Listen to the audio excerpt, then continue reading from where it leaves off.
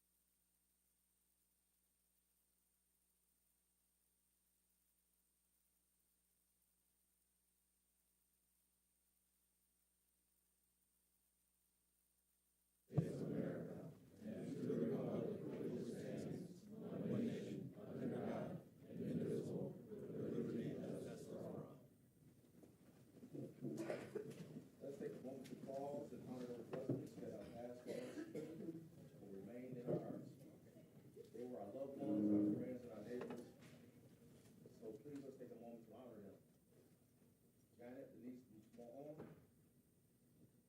Marcio Don Padilla, Jacob Smitty Smith, Gladys Gamma Kersey, Arlene Granny Page, Rual Rodriguez, John Elward Cheney, Master Dex Jerome Bailey, who was just 8 years old when he passed. Please take a moment of silence, please. Thank you.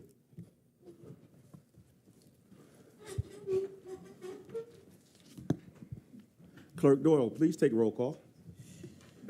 Carrington, Present. Goodman, Present. James, Here. McGinnis, Nicholson, Here. Parker, Here. Rutherford. Mr. Chair, you have a quorum. Thank you, Clerk Doyle. At this time, I need authorization to accuse President McGinnis and Councilwoman Rutherford from this meeting for personal reasons. So moved. Support.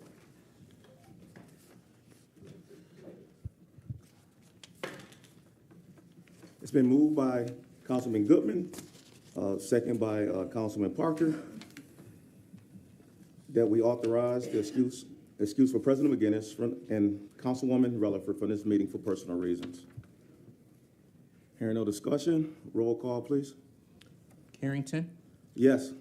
Goodman, Yes. James, Yes. Nicholson, Yes. Parker. Yes. 5 yeas, no nays. Thank you, sir. Next on the agenda is amendments to or approval of the agenda. I need a move and support to approve tonight's agenda. So moved. Support.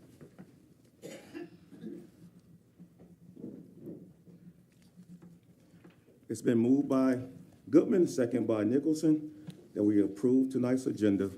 At this time, any discussion? I'd like to make an amendment to the agenda. Who's first? He was. Okay, Goodman, go ahead. I would like to postpone item number 4 until next week. We are missing 2 of our members, and considering that a protest petition was submitted, I would prefer if all members are here ready to vote. Okay, thank you. Need a second. Second. It's been moved by Councilman Goodman to amend the agenda to remove item number 4, adoption of an ordinance amendment, ZMA 23-001, to rezone 204 West New York Avenue from R1 family dwelling to R3 multiple family dwelling. It's also been seconded by Pastor Parker. Any discussion? Roll call, please. James, Yes. Nicholson, Yes. Parker, Yes. Carrington, Yes. Goodman. Yes. 5 yeas, no nays. Thank you, Clerk Dorr. At this time, can I get a roll call to approve the amended agenda? Goodman, Yes. James, Yes. Nicholson, Yes. Parker, Yes. Carrington. Yes. 5 yeas, no nays. Thank you, Clerk Doyle. We have a quick special presentation, basically just reminding citizens of our City of Pontiac Health and Awareness Fair that is scheduled for at the UWM Sports Complex on March the 31st, 2033. Excuse me, I'll Mr. try to give you a little bit more information about that particular event. Mr. Yes. Excuse me, we need to approve the consent agenda. Okay. Before the Thank special you. presentation. Thank you. I'm going a little fast. I need a move and support to approve the consent agenda. So moved. Support. It's been moved by Councilman Parker, second by Councilman Goodman, that we approve tonight's consent agenda. And that includes March the 21st, 2023 City Council meeting minutes from last week. Any discussion? Hearing none, roll call. Point of order. Yes. If we could ask the residents that are leaving the room right now, please use the side doors. Thank you. It is difficult for those at home to hear when the door. Oh, No, no, no. that's Not that door. folks. That's our conference room. Get the exit. There you go. Also, if you was here to agenda address, you still can address the issue tonight if you choose. It was still on the agenda, even though we postponed it for next week. Those that was here for agenda address to discuss that item can speak tonight.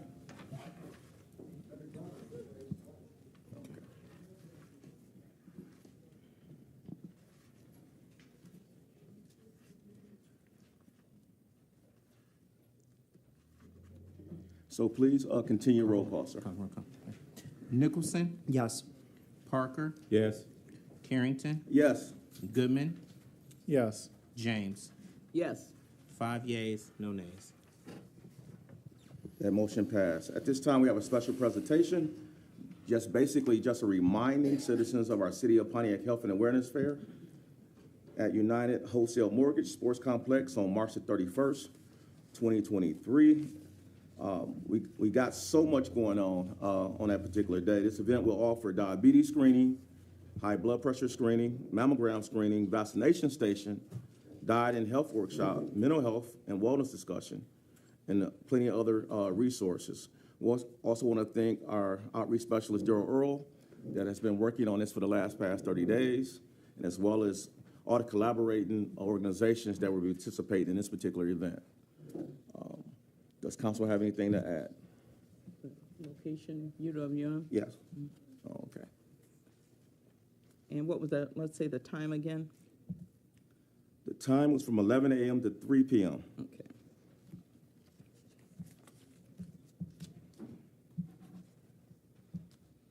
Recognition of elected officials. I don't see any in the audience tonight. Agenda address. You have 2 minutes time limit to address the council. Yep, first person up is Carol Dowd.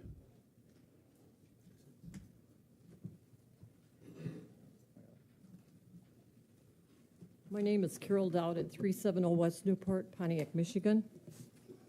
I just want to say that I met a lot of good people going around with the petition in the neighborhood. Since the last meeting, I got 40 more signatures, brought the total to 300 no votes since the last meeting. People wanted to know how the petition was going. I told them it was going great. I got a lot of handshakes, doing a great job. One lady said if I ever ran for anything, she would put my sign in her yard. Said, keep doing the good job. People were happy that I came back again because they did get the sign and thanked me.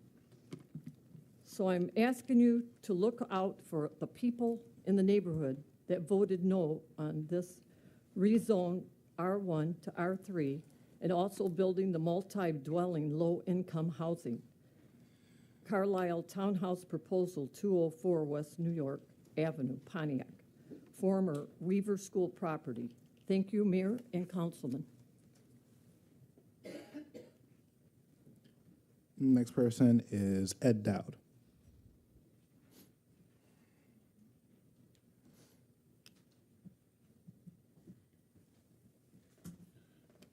My name is Ed Dowd, and I also live at 370 West Newport in Pontiac. And seeing that it was postponed, kind of took some of the things I wanted to say. But even so, it still puts in your hands as council quite a responsibility. You have to look out for the needs of the neighborhood. Do they want to, they would like to stay as they are, R1. They would rather not have a townhouse development in the middle of their neighborhood. But you also have to look out what's good for the city of Pontiac. I realize the city of Pontiac has a large homeless issue. But in the travels that my wife did, and she went to virtually every house in that area and found a lot of vacant houses, a lot of them. And maybe that's something that the city can look into and see if there's a way that we can refurbish those houses. Not so much as a rental unit, but as a way to, and somewhat similar to other organizations that go in and take a house, refurbish it, remodel it, but the people that are going to take over on it have work equity into it. They have to work for that house. And once they get that house, it's their house. And maybe that's something the city could look into. But other than that, there's not much more I can say is what I already said at rezoning in the last council meeting. There's not much more I can say. But I just want to say thank you, Mayor and Council, for listening to us and looking out either for the neighborhood or even the city in general. Thank you.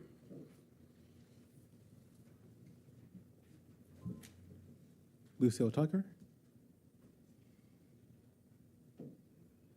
All right, Cha Yang. Renee Beckler.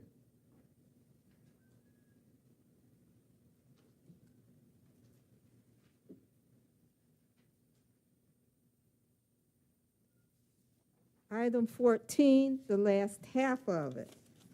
I want you to explain this because I'm confused. It says it's a grant, but it's basically $4 million, close to $4 million, at least $1, going to all districts. It's broken down to $100,071, $428.50. What is this money for? Truthfully explain to me in full Where did this money come from? What is for? You say professional service. What is professional service? What do you mean by that? What is that? Why are these amounts so large? I've been coming to city council for years, and I never seen one council district get so much money. For what? And what are you going to use it for? And when are you supposed to use this money? So break it down exactly what this is going to be used for. I mean, this is like a really, really large amount. I've never seen this in Pontiac. In Pontiac, this is, you struggling to heat on all these transfers. I want to know, why are you taking from Peter to pay Paul every week? Transfer this to this budget, this over here. So this is confusing to me. Explain what this, why each one of these districts is getting over $500,000 for what? Explain to me, break it down. This is for this, what it's used for. This is vague, and it's just on here as numbers and where it was taken, put in an account to each district. So break this down and truthfully explain, because I'll keep coming down here until I get an answer. Thank you.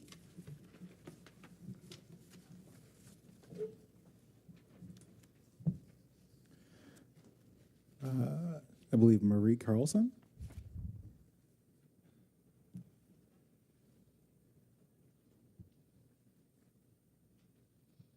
Hi, my name is Marie Carlson. I own Crystal Treasures at 92 West Walton. And in 2012, I had a chance to relocate that store out to a different town, and I like where I'm at. It's been a good neighborhood. It's been a good fit. The neighborhood seems like they're united against making a multifamily dwelling back in the neighborhood, and I'm concerned about the infrastructure in the neighborhood, the parking, the road conditions, the traffic, both in the neighborhood and on Walton and Baldwin.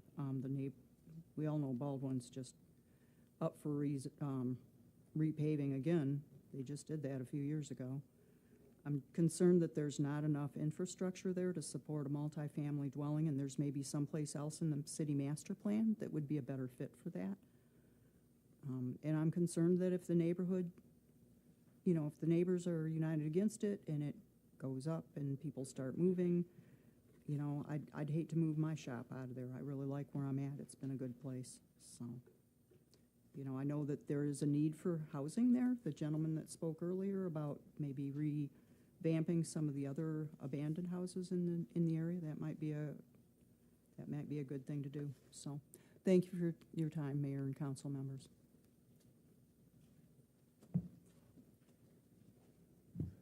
Next is Diane Bolsick.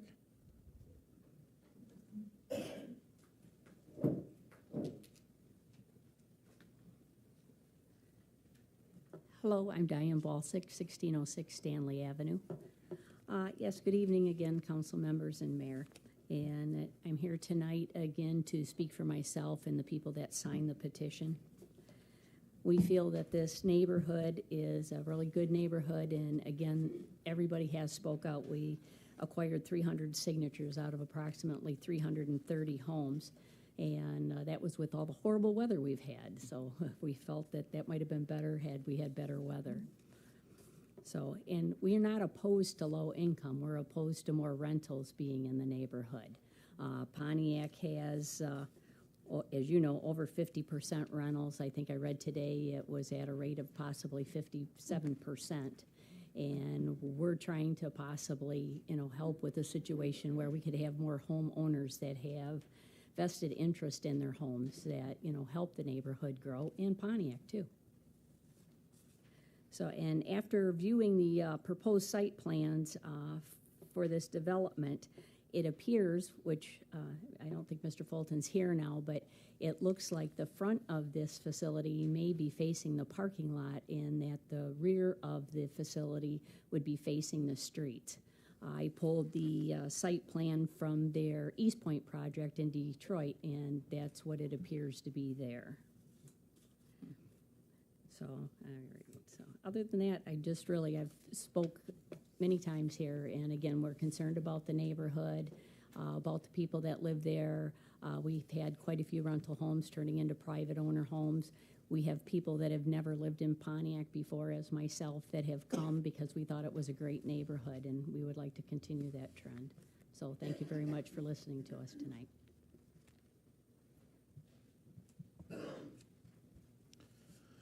Next up is Diane Hickman. All right, next one is Gail Spalding.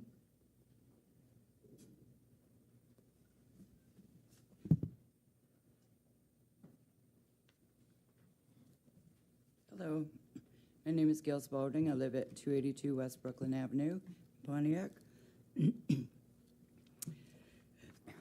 And just to reiterate what some of the other people have said, we understand there's a low-income housing shortage.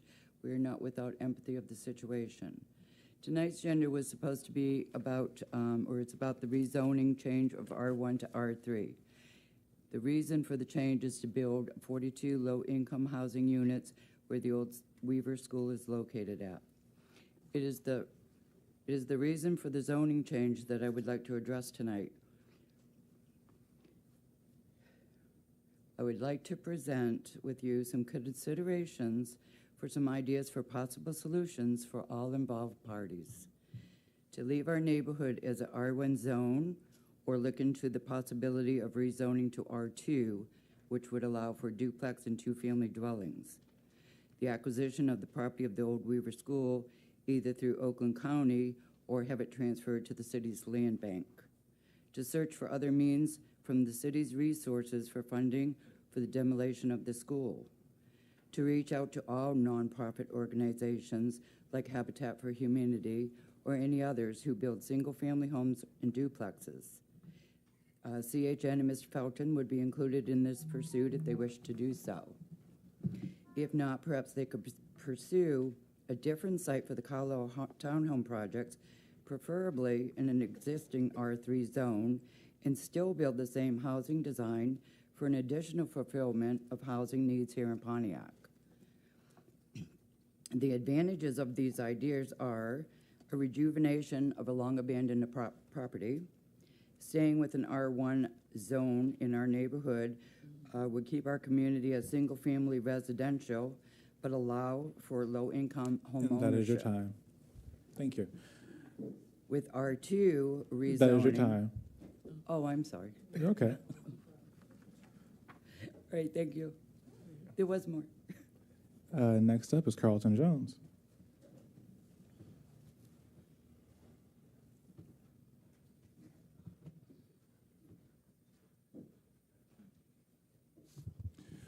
Good evening, Mayor, Council. I want to just speak to the fact that we have had a long process dealing with items 2 and 3, which is adult use marijuana. And through this process, I have identified some things that I want us all to be very conscious of. Our master plan is approaching 10 years old. And until we address that, we're going to continue to have long-gated debates over what should be what in our city. So, Mayor, we're going to have to put forth a real diligent effort to relook at our master plan, because I think it puts a lot of pressure on our legislators to make good, solid decisions to try to say what is the best for our city. Now, I want to say these 2 items, I have always been talking about community benefits. So when we get farther down the road with this adult use marijuana, we truly need to have community benefits in the forefront of whatever is being approved. And I can say wholeheartedly, our city needs workforce development and economic development working hand in hand up front. Too many times we ask for it too late. So if we put it up front, people come to the table, they know the expectations.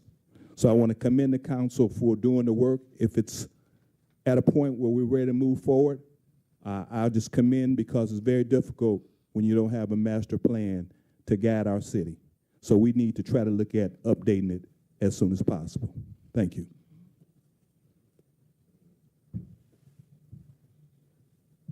Dr. Deidre Waterman.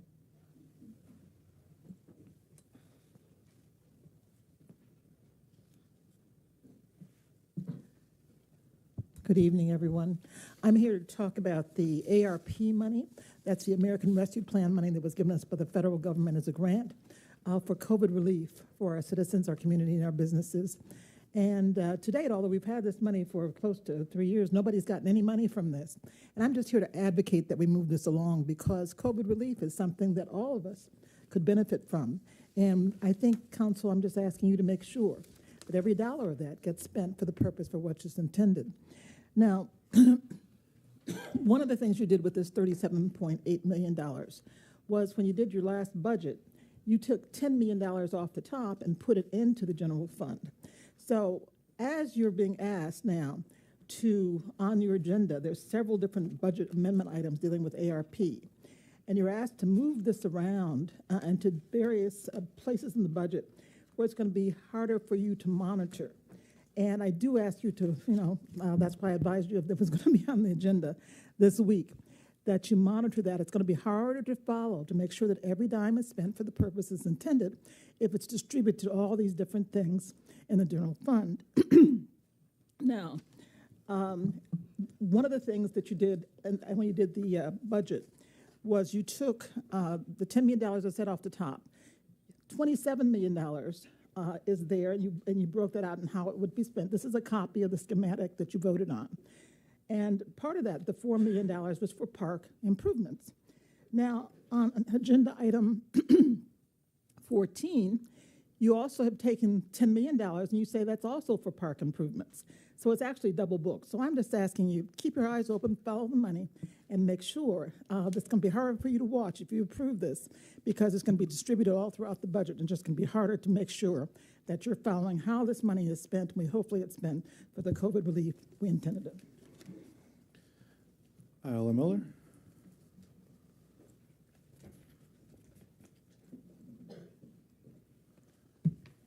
Good afternoon, Council and Mayor. The gentleman spoke about agenda item 3, the adult use marijuana, and basically that's what I was going to talk about or ask about, because there are community benefits associated with adult marijuana use as was with medical marijuana use. And I wanted to know if the city is going to adopt a community benefits ordinance. I understand that there is no official City of Pontiac community benefit wish list, but the mayor can make a wish list of his own, and I'm not sure if I talked about it before, but I think as a strong mayor model of government that we should have in place a community wish list, and it should be an ordinance.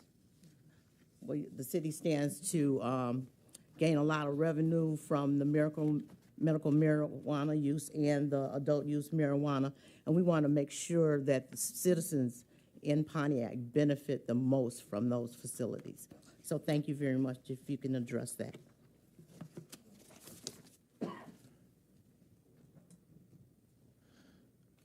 Chuck Johnson.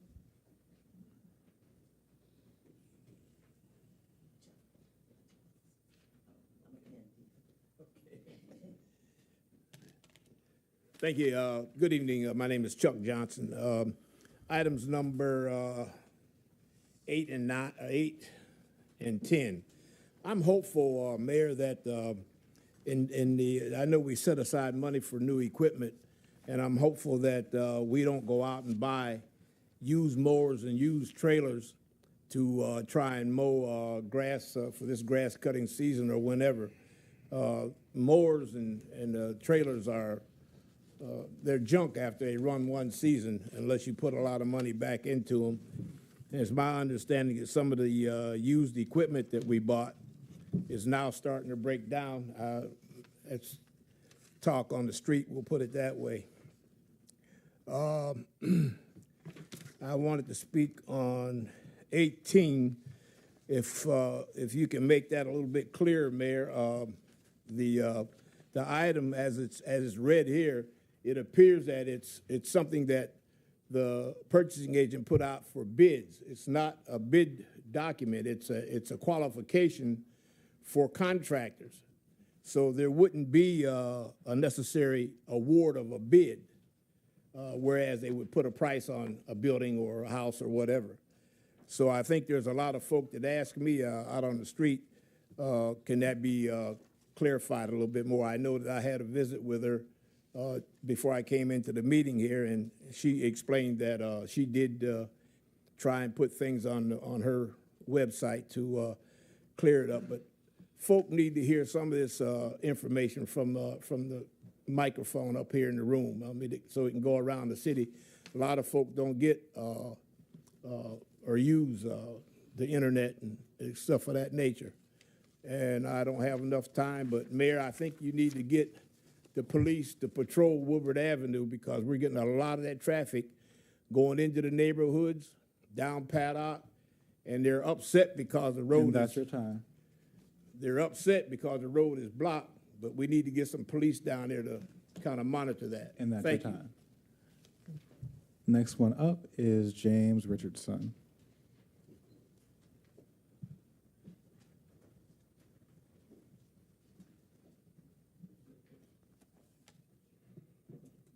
Good evening, Council, Mayor. Here to talk about agenda items number 2 and 3. I'm going to be short and brief. First, Mayor Grimal. I don't understand what kind of mayor this is, because you're setting the city up for more lawsuits for us taxpayers to pay. You're saying that you want to keep it out of the neighborhoods, but your city planner is taking out the neighborhood buffer zone. What kind of leader are you? I'm just frankly asking. Councilman Parker, you say you're a preacher, right? Okay, so you're voting to exclude churches from the buffer zone for the downtown district. What type of preacher is that? I don't understand. I mean, you want marijuana around churches. Okay. Councilwoman James, you're the only one that seems to have any sense up there, and voted initially to keep the non-overlay open because you know where the ordinance is leading the city. Nothing but lawsuits. You're also a preacher, and you're excluding the churches from the downtown overlay. Why is that? Is that to help Tim Shepard? Councilman Carrington, you stated that you wanted the brown and black folks to a chance for social equity applications, but you're screwing this black man standing in front of you. Yes, I was a part of a marijuana group looking to open up in the city, but you guys excluded us out. So you excluded out our building, which is far from churches and schools and parks. Why is that? I thought you wanted to help the black man out. You're not helping this black man.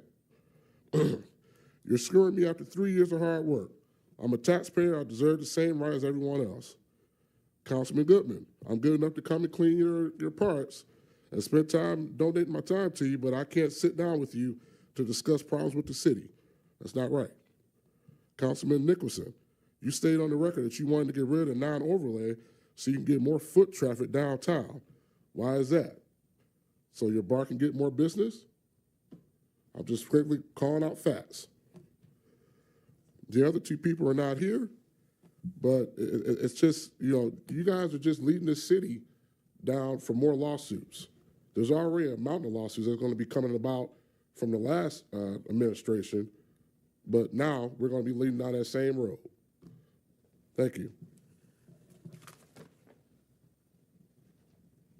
And the very last person on the agenda address is Joseph Valdez.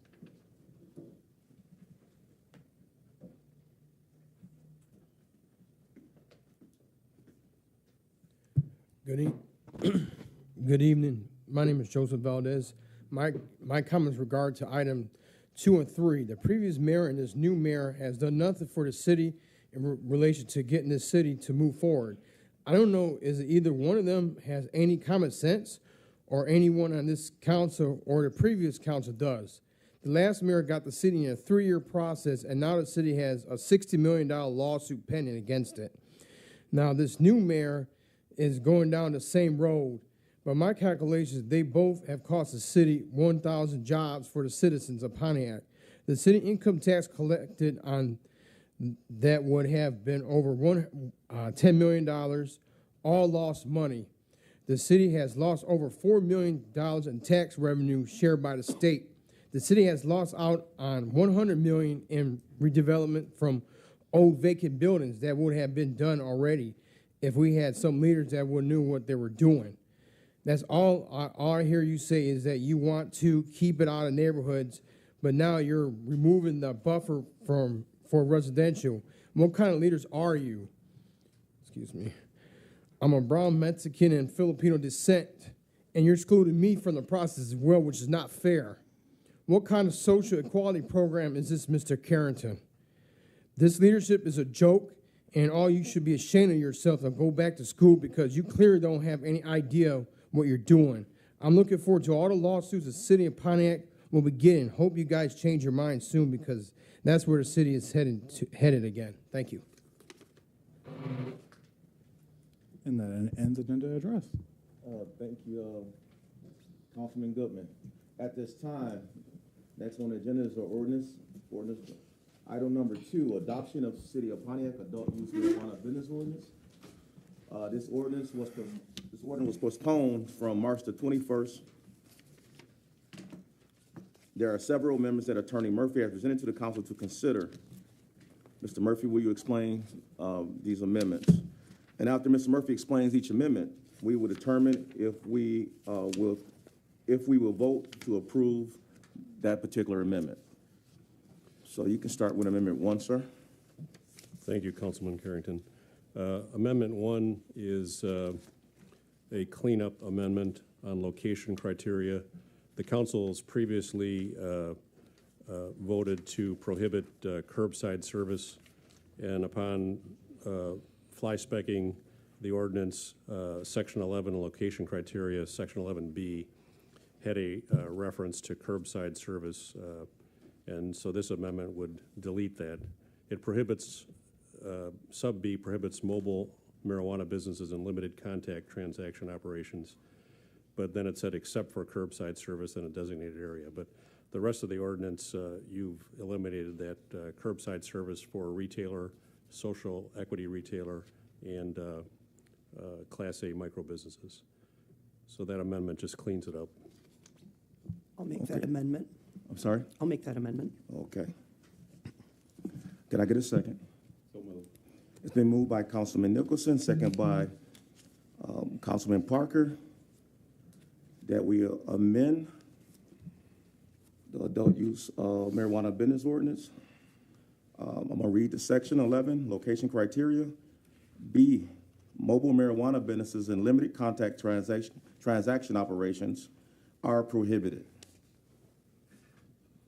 Any other discussion? Hearing none, Clerk Doyle, could you please have roll call? Yes. Okay. Nicholson. Parker. Yes. Carrington. Yes. Goodman. Yes. James. Yes. 5 yeas, no nays. Thank you, Clerk Doyle. That amendment passes. Attorney Murphy, Amendment 2. Yes, Councilmember Carrington. So Amendment 2, the issue of whether or not to allow multiple applications for the same location was raised at the last council meeting, and the purpose of Amendment 2 is to clarify or expand upon the definition of co-locate, so there's no confusion down the road as to what that means.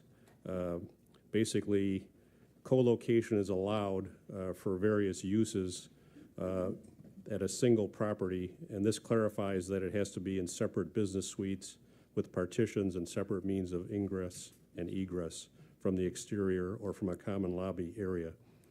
And you'll see when we get to the other amendments that this ties in to that, so that in the future there's no lawsuit or complaint when scoring occurs about the definition of co-locate versus locate.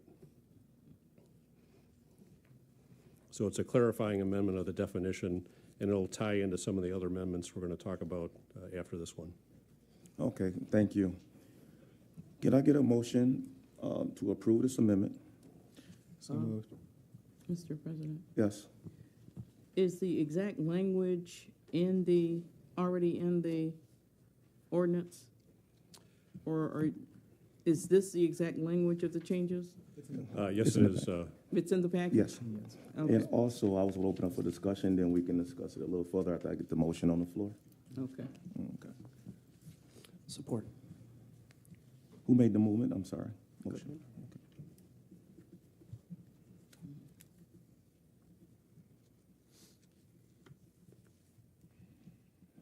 It's been moved by Goodman and supported by Nicholson that we amend the Pontiac Adult Use Marijuana Business Ordinance, Amendment 2 to Section 03, definitions, co-locate or co-location. Is there any discussion? Councilwoman James. Yeah, I'm looking at it now.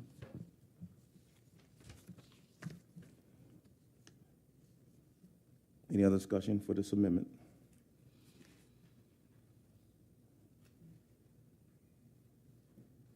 Going once, going twice.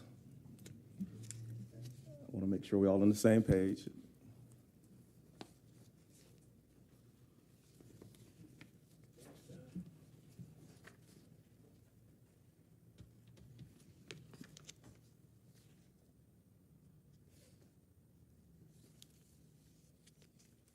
You good? Yeah. Okay, thank you.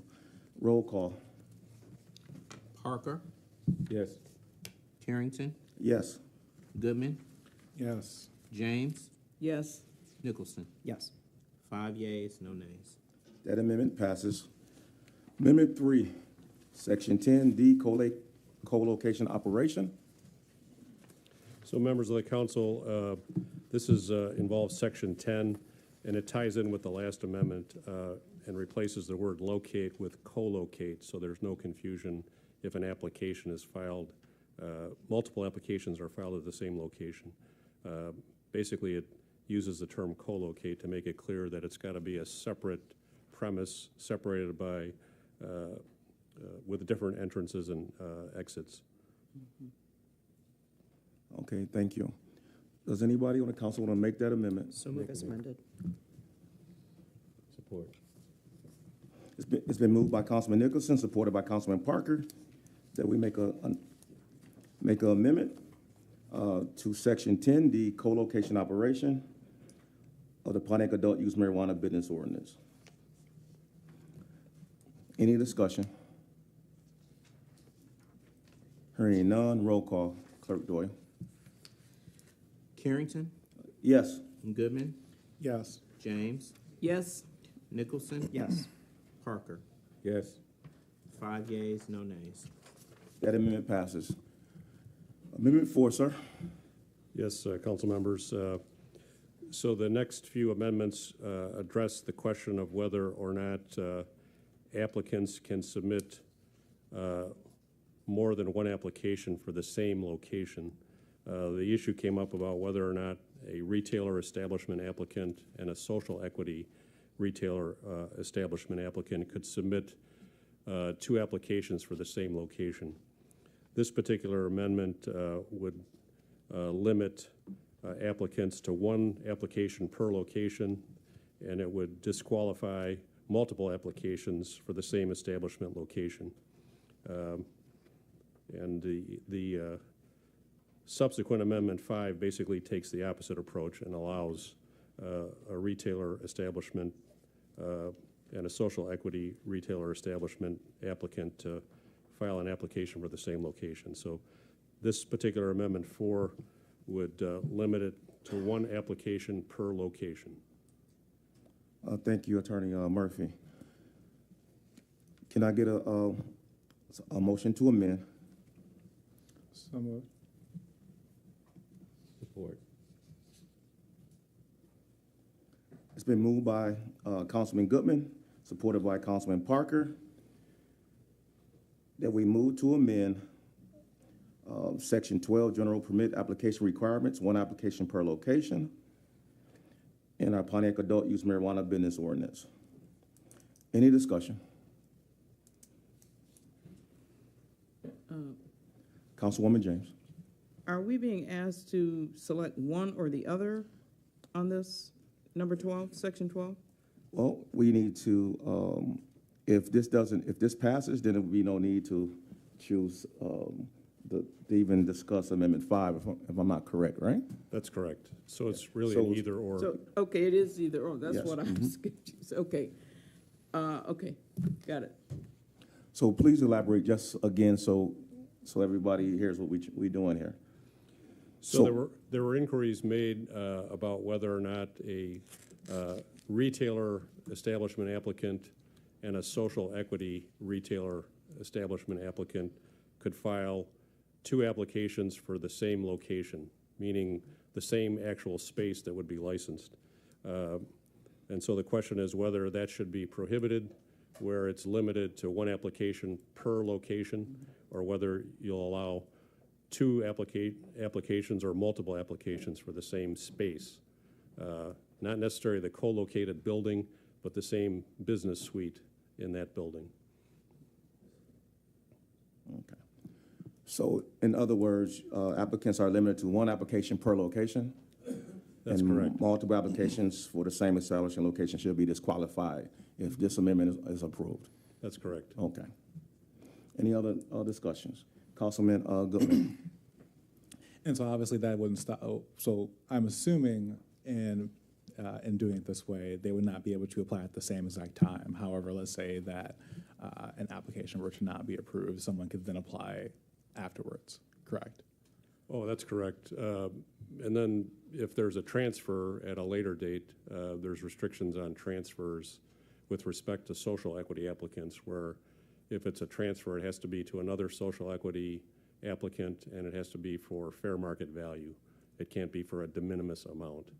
So that's the main restriction involving transfers at a later date for a particular location that's licensed by the city. Thank you. Anything else, Goodman? Any other council want the floor? Hearing none, roll call, please. Carrington, Yes. Goodman, Yes. James, Yes? Nicholson, No. Parker. Yes. 4 yeas, 1 nay. Amendment passes. Attorney Murphy, I'm assuming Amendment 6 and 7 are similar as well? Or no? Well, Amendment 5 would be the opposite, so I take it we're going to pass on that one. Or when I say pass, I mean Yes, it's mute. not address it, it's moot. Yeah. Okay. So Amendment 6, council members,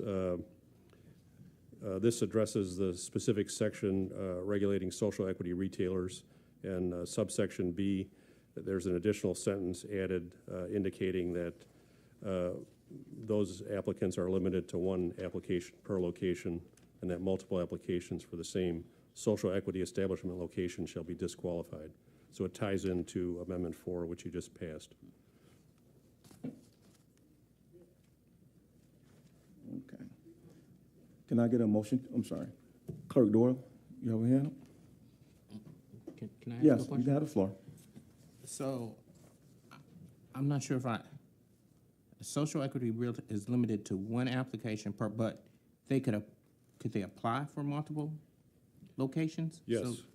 So if they have one location, they can't submit multiple applications for that. So two different social equity applicants couldn't submit multiple applications for the same location. Okay, They would have to have separate locations. okay. But if I was a social equity applicant, I could, if I had a spot downtown, I could apply downtown. I could also apply Walton. That Yes. doesn't, okay.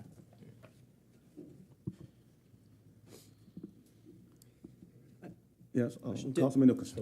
Do you feel that we should keep them, they should, is there an issue with them being separate? One social equity going one way and the other going the opposite?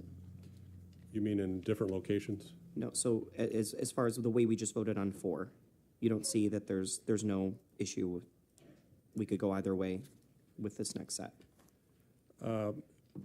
My view is Amendment 6 should be aligned with Amendment 4. Ties with 4, yeah, okay, thank you. Thank you for that clarity. At this time, can I get a motion to amend? I make a motion. Support. It's been moved by Councilwoman James, supported by Councilwoman Nicholson. to amend Section 14B, social equity retailers, one application per location.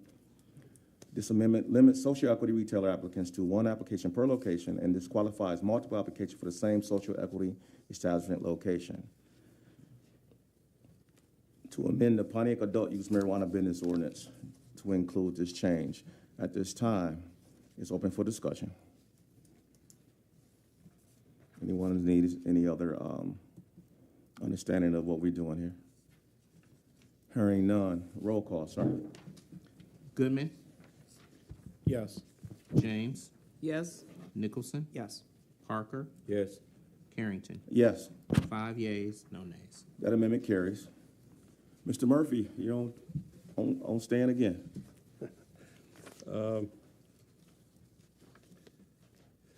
So Amendment 7 would be moot based on your vote on 4 and 6. And then Amendment 8, this deals with the question of renewals of applications and adds subparagraph B12, which indicates that a basis for denial would be applicants who submitted more than one application for the same location. So it's not just renewal, it's also denial of the initial application. Okay. At prior meetings, the council kind of expanded the reasons for denial or non-renewal, and this would expand it further to align with Amendment 4 and the previous one. Okay, got it. At this time, can I get a motion to amend Section 25B12, denial of permit basis of action multiple applications per location. This amendment adds subparagraph B12 as a basis for the denial of an application of multiple applicants submit more than one application for the same location. So moved as amended. Support. It's been moved by Councilman Nicholson, supported by Councilman Goodman, that we amend Section 5B12, denial of permit, basis of action of multiple applications per location.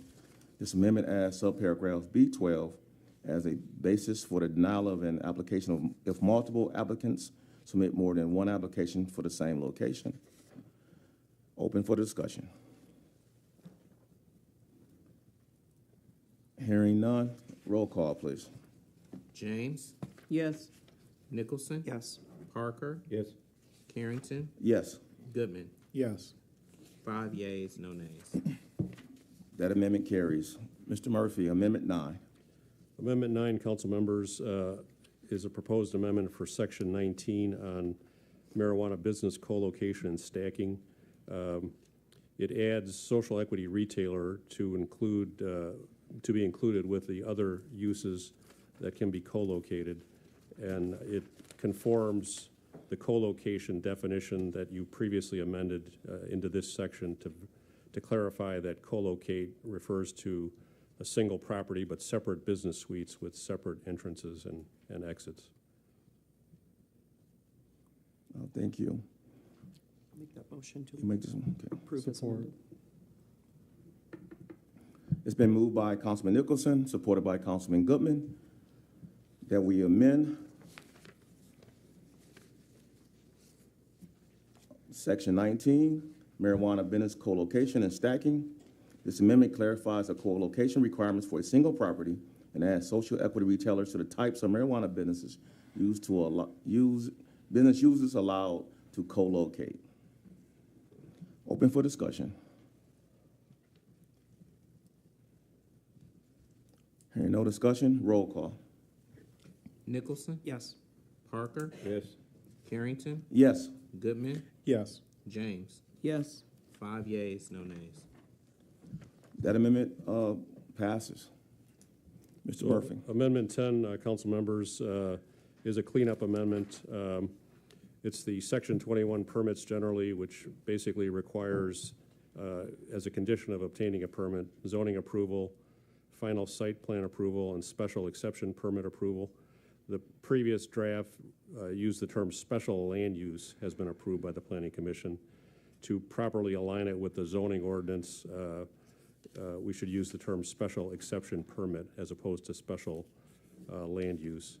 And then I deleted the adjective proposed before final site plan. Okay, thank you. Can I get a motion to amend section 21, permits generally? This amendment replaces the term special land use with special exception permit to be consistent with the proposed zoning ordinance and delete the adjective proposed preceding final site plan. I make a motion. Support. It's been moved by Councilwoman James, second by Councilman Nicholson, to amend section 21, permits generally. This amendment replaces the term special land use with special exception permit to be consistent with the proposed zoning ordinance and deletes the adjective proposed preceding final site plan. Any discussion? Hearing none, roll call. Nicholson, Yes. Parker, Yes. Carrington, Yes. Goodman, Yes. James. Yes. 5 yeas, no nays. That amendment passes, and I'd like to thank the council for the work that they've been doing the last several months concerning this ordinance. I know that this ordinance is not going to make everybody happy, but I think that we have a decent ordinance and we have buy-in from everybody that's across this table. In saying that, what is the council interest in approving this tonight or asking them to bring a new copy with everything that all the amendments for next week? What's the interest in that? Mr. Nicholson. I'd like to call for the vote. I think the amendments were clear and presented, well presented from the attorney. Okay.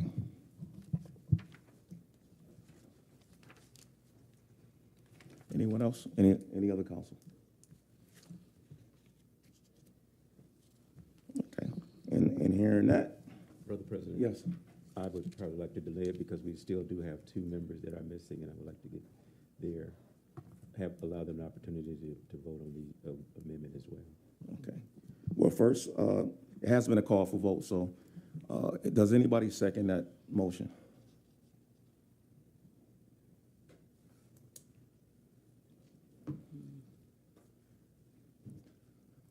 I'll second that to make a vote. So it's been moved by Councilman Nicholson, supported by Councilman Carrington, that we have a call for vote on the adoption of the City of Pontiac Adult Use Marijuana Business Ordinance tonight. Any discussion? Oh, Just a point of order. This is not a vote on the underlying ordinance, but rather a vote on whether Second to reading. have a vote on Yes. the ordinance. That's Is that right. accurate? Yes, Okay. that's correct. All right, got it. yes. So, I called for the vote. yeah, I thought then that it would actually be a vote to approve the ordinance. Did they actually? We have to approve the call for the vote. Yes. That's what we got to do To stop first. discussion. Okay, I thought when you call for the vote, that's to adopt discussion, Yeah, and but- that you were actually that you were going to vote on the actual ordinance. Yes, no, when they call for a vote, we still have to have a motion and a second, because it has to get the rest of the council the opportunity to say, no, we don't want to call for the vote. Okay, so this is just a call for the vote, okay? All right, thank you. Any discussion?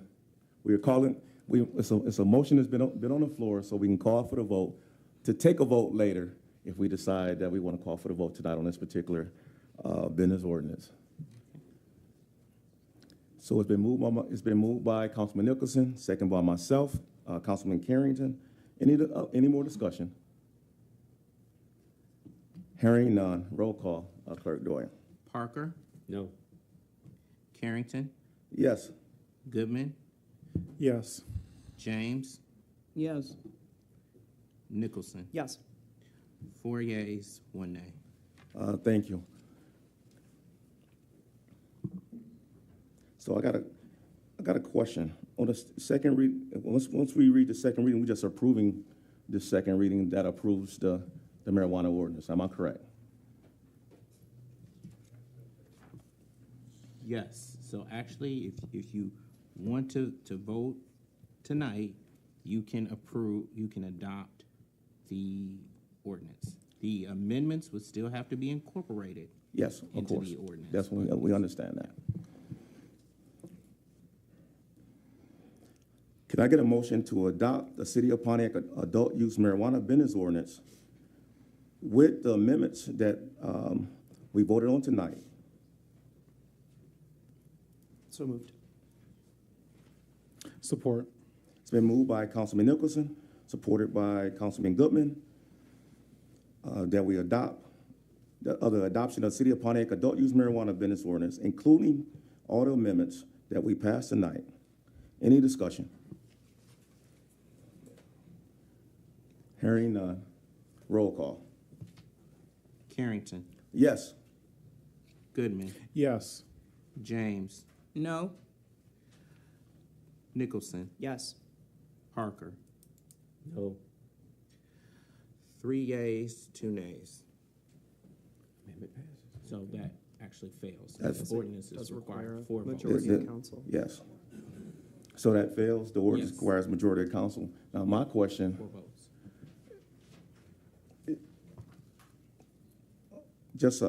my question is that are we able to have that for next week? I just want to make sure that since they just voted it down, if you guys just vote, I believe you guys just voted the ordinance down. Just want to make sure that we use some procedural correctly. They did, but you don't have anything that prevents the ordinance from coming, in essence, back. Will it have to In be your read rules. twice? And will it have to be read twice, as it's a new agenda item? I'll defer to legal counsel. Yes. I don't believe it has to be read twice again. I think a second reading motion could be heard next week. Okay. All right. Thank you. Just want to make sure we standing on solid ground. So the adoption of City of Pontiac adult use marijuana business ordinance would be, second reading will be for next week. So can I get a motion? Or do I need to make the motion to postpone a week since they just voted it down? Just want to make sure. Hold on, sir. I think you should probably do a motion to have it on the agenda for next week. Okay. Brother President. For a second reading. I do make a motion that we put the second reading of the ordinance on the agenda for next week when we should have a full staff of council.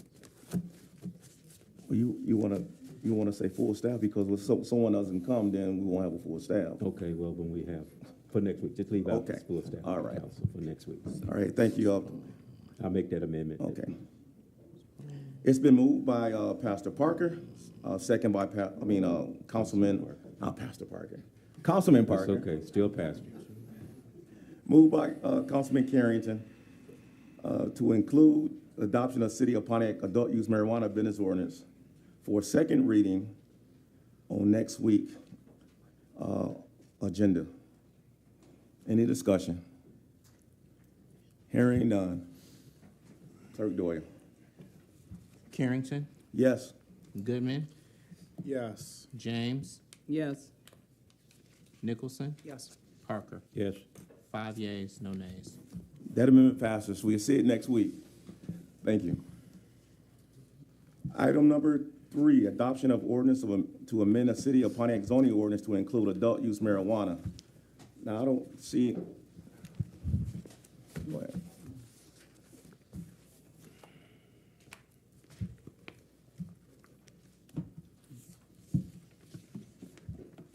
Good evening. Yes. So tonight, you have a revised, clean copy of the zoning ordinance with the amendments that have been made previously. As mentioned in the staff report, there are 2 things related to policy that I want to highlight. I do have motion sheets in front of me here. I can pass them around if you so choose. Number 1 is when we were looking through the ordinance, there was a there was conflicting information regarding secure transporters being allowed in the downtown C2 district. And so consistent with how staff has presented this before, The change that you have this evening is that they would not be allowed in the downtown C2 district because we don't particularly allow for car sales, for car storage. That's usually allowed in other districts throughout the city. The second one, which was addressed under the business license, just has to do with no accessory uses for retailers and social equity retailers. So if there are any questions, I'd be happy to entertain it. And I do want to introduce Morgan McAtammy, thank you, is our representative from the Kelly firm if you have any questions this evening. First, I want to ask a question. So you're saying you got a couple of amendments, but you also heard all the amendments that we went over earlier. So those need to be included in the zoning eventually, right, if I'm not mistaken?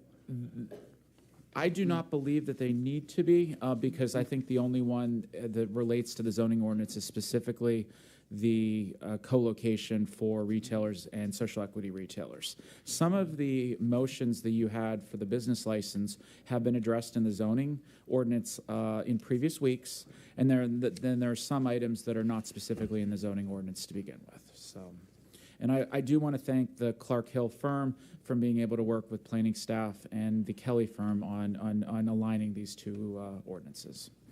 And you stated that you had a copy of the amendments? Absolutely. Because we don't have them.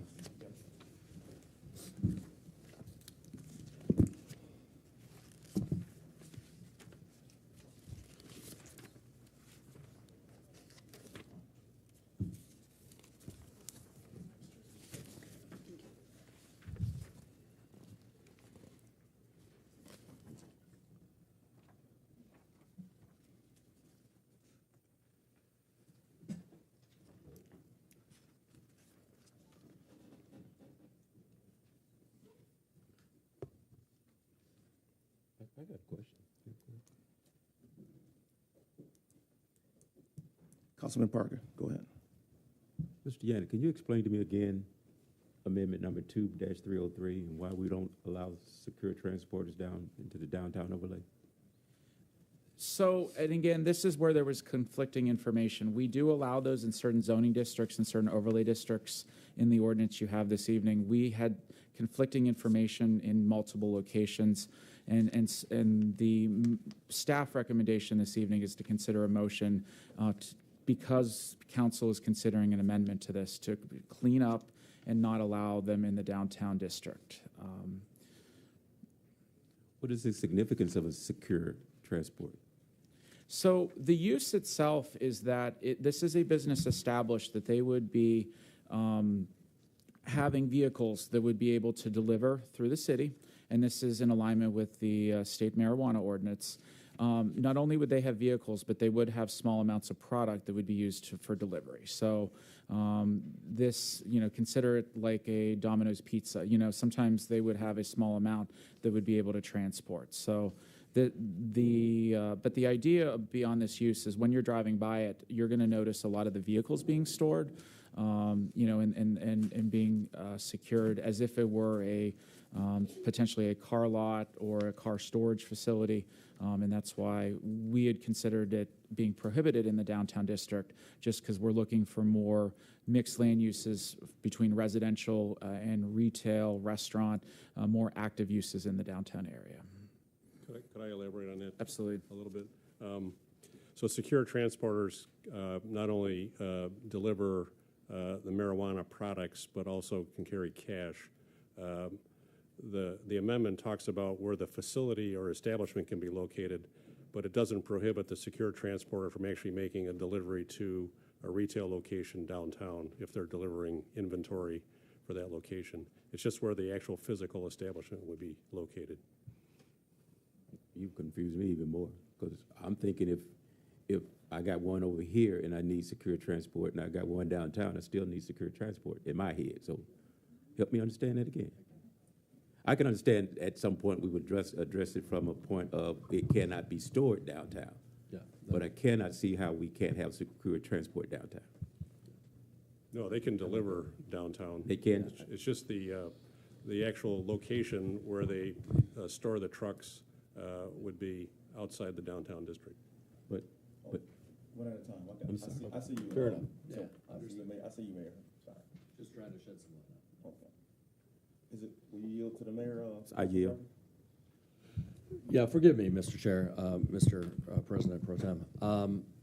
I think, although it is very confusing, I think what attorneys are saying and what Manager Yandrick is saying is that the term of art in the ordinance of marijuana secured transporter is not a reference to vehicles actually transporting marijuana. It is instead a reference to the brick and mortar location of a business that is engaged in secure transportation.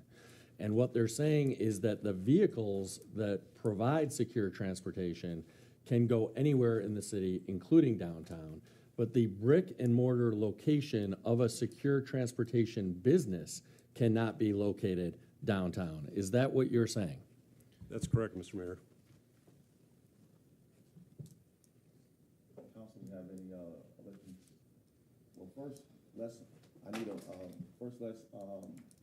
will somebody move to amend section 2.302, table 2.2, shall be amended as follows. Adult use marijuana secure transporters are not permitted in the downtown overlay district. So moved. Supported by Carrington. Any discussion? Or any more discussion? Well, my question is, excuse me, I'm sorry. Is this coming from planning? I guess I'm. The reason it's being brought up tonight is we found conflicting language in what we've seen previously, and so we're cleaning this up, and we're providing an amendment that authorizes council with this change. So the conflicting language is where?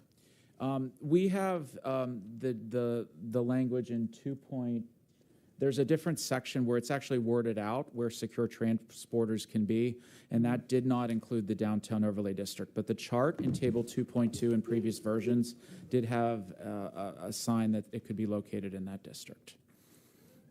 So we, again, want to just make sure that this ordinance is consistent throughout, and that's where this proposal is.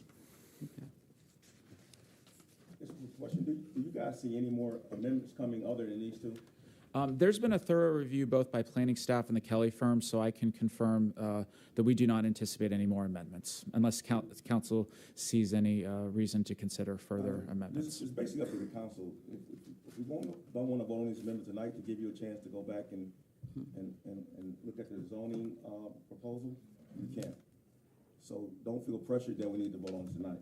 If not, then we move forward on both these amendments and vote up, vote down. I have no problem, whatever the council decides to do. Yep. Goodman. Would it behoove us to, after we vote up or down these amendments, postpone this for a week? We have to. That's what I was trying to make sure. So we have to postpone it for a week, considering that the previous motion did not pass. Correct? No. Agenda item. When it comes to the entirety of item number 3, considering that item number 2 did not pass, Correct. we have to postpone the overall piece for a week because of the previous motion, the previous item not passing. Correct? Correct. If you're deferring the vote on the business ordinance, you're probably going to defer the vote on the zoning ordinance. Yes. Thank you. That's what I was making sure of. So I would recommend that we vote for the amendments now and just postpone it, because regardless, we're going to have to come back to it next week. Okay. If I could make another clarifying comment too, just so that council is clear, this does not prohibit delivery service by the retailers located in the downtown district. That's a separate issue from secure transporter licenses, which is more of a large-scale delivery of large amounts of inventory and also handles cash on a large scale, like picking up cash from the retail location as opposed to from a customer in a residential neighborhood. So there's a distinction between delivery by the retailer versus a secure transporter establishment. All right. Thank you, Attorney Murphy. Mr. President. Councilwoman James. Could you explain number 2, the amend section? Since we have, can we do? Are you just doing one at a time? Yes. Okay, okay. Any other discussion on amendment section 2.302, table 2.2, shall be amended as follows. Adult use marijuana secure transporters are not permitted in the downtown overlay district. Do we have any more questions or concerns? Hearing none. Roll call. Goodman, Yes. James, Yes. Nicholson, Yes. Parker, Yes. Carrington. Yes. 5 yeas, no nays. Amendment 2. You guys.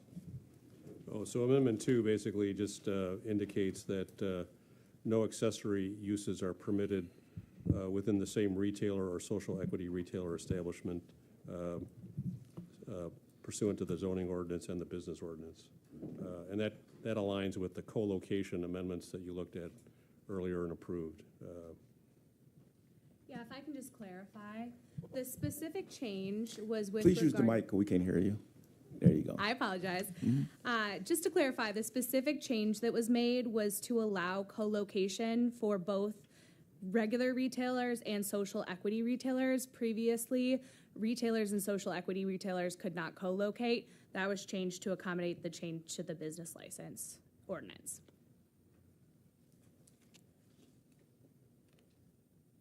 I'll make the amendment. Support by Carrington. So it's been moved by Councilman Nicholson, supported by Councilman Carrington, that we amend section 2.553.h of the zoning ordinance shall be amended to state that no accessory uses shall be permitted when the same retailer or social equity retailer establishment or the other retailer or social equity retailer establishment, provided all said uses are in conformance with the zoning ordinance, city's adult use marijuana business ordinance, the Michigan Regulation and Taxation of the Marijuana Act, initiated Law 2 or 2018 MCL 333.27951, and state location regulations promulgated thereunder.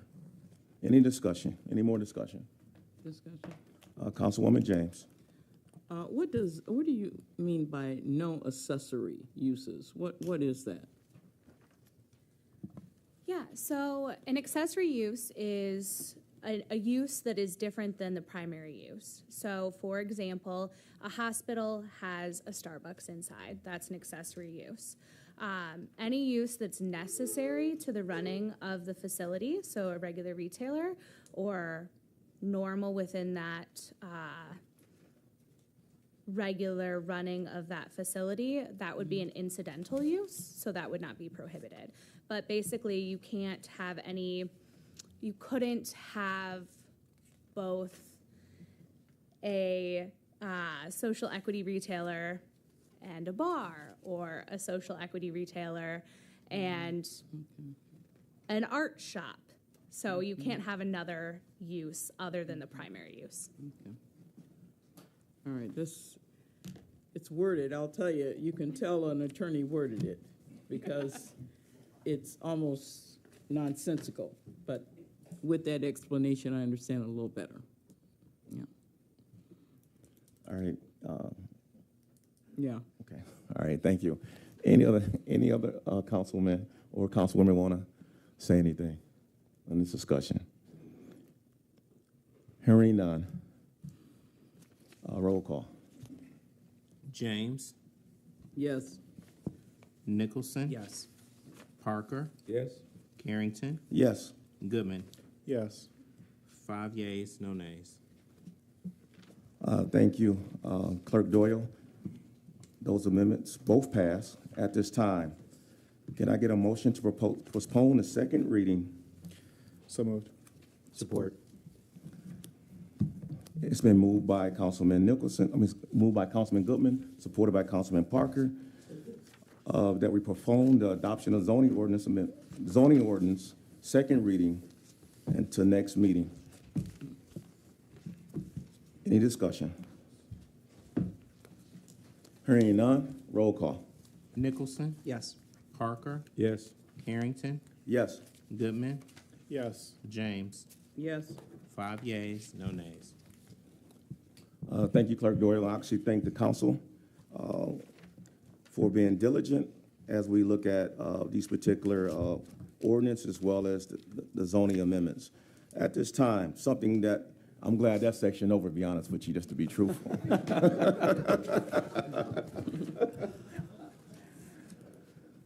Council City has 2 resolutions.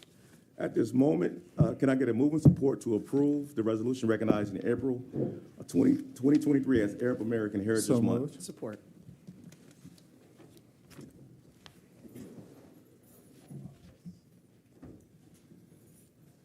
It's been moved by Councilman Goodman, second by Councilman Nicholson, to approve the resolution recognizing April of 2023 as Arab American Heritage Month here in Pontiac. Any discussion?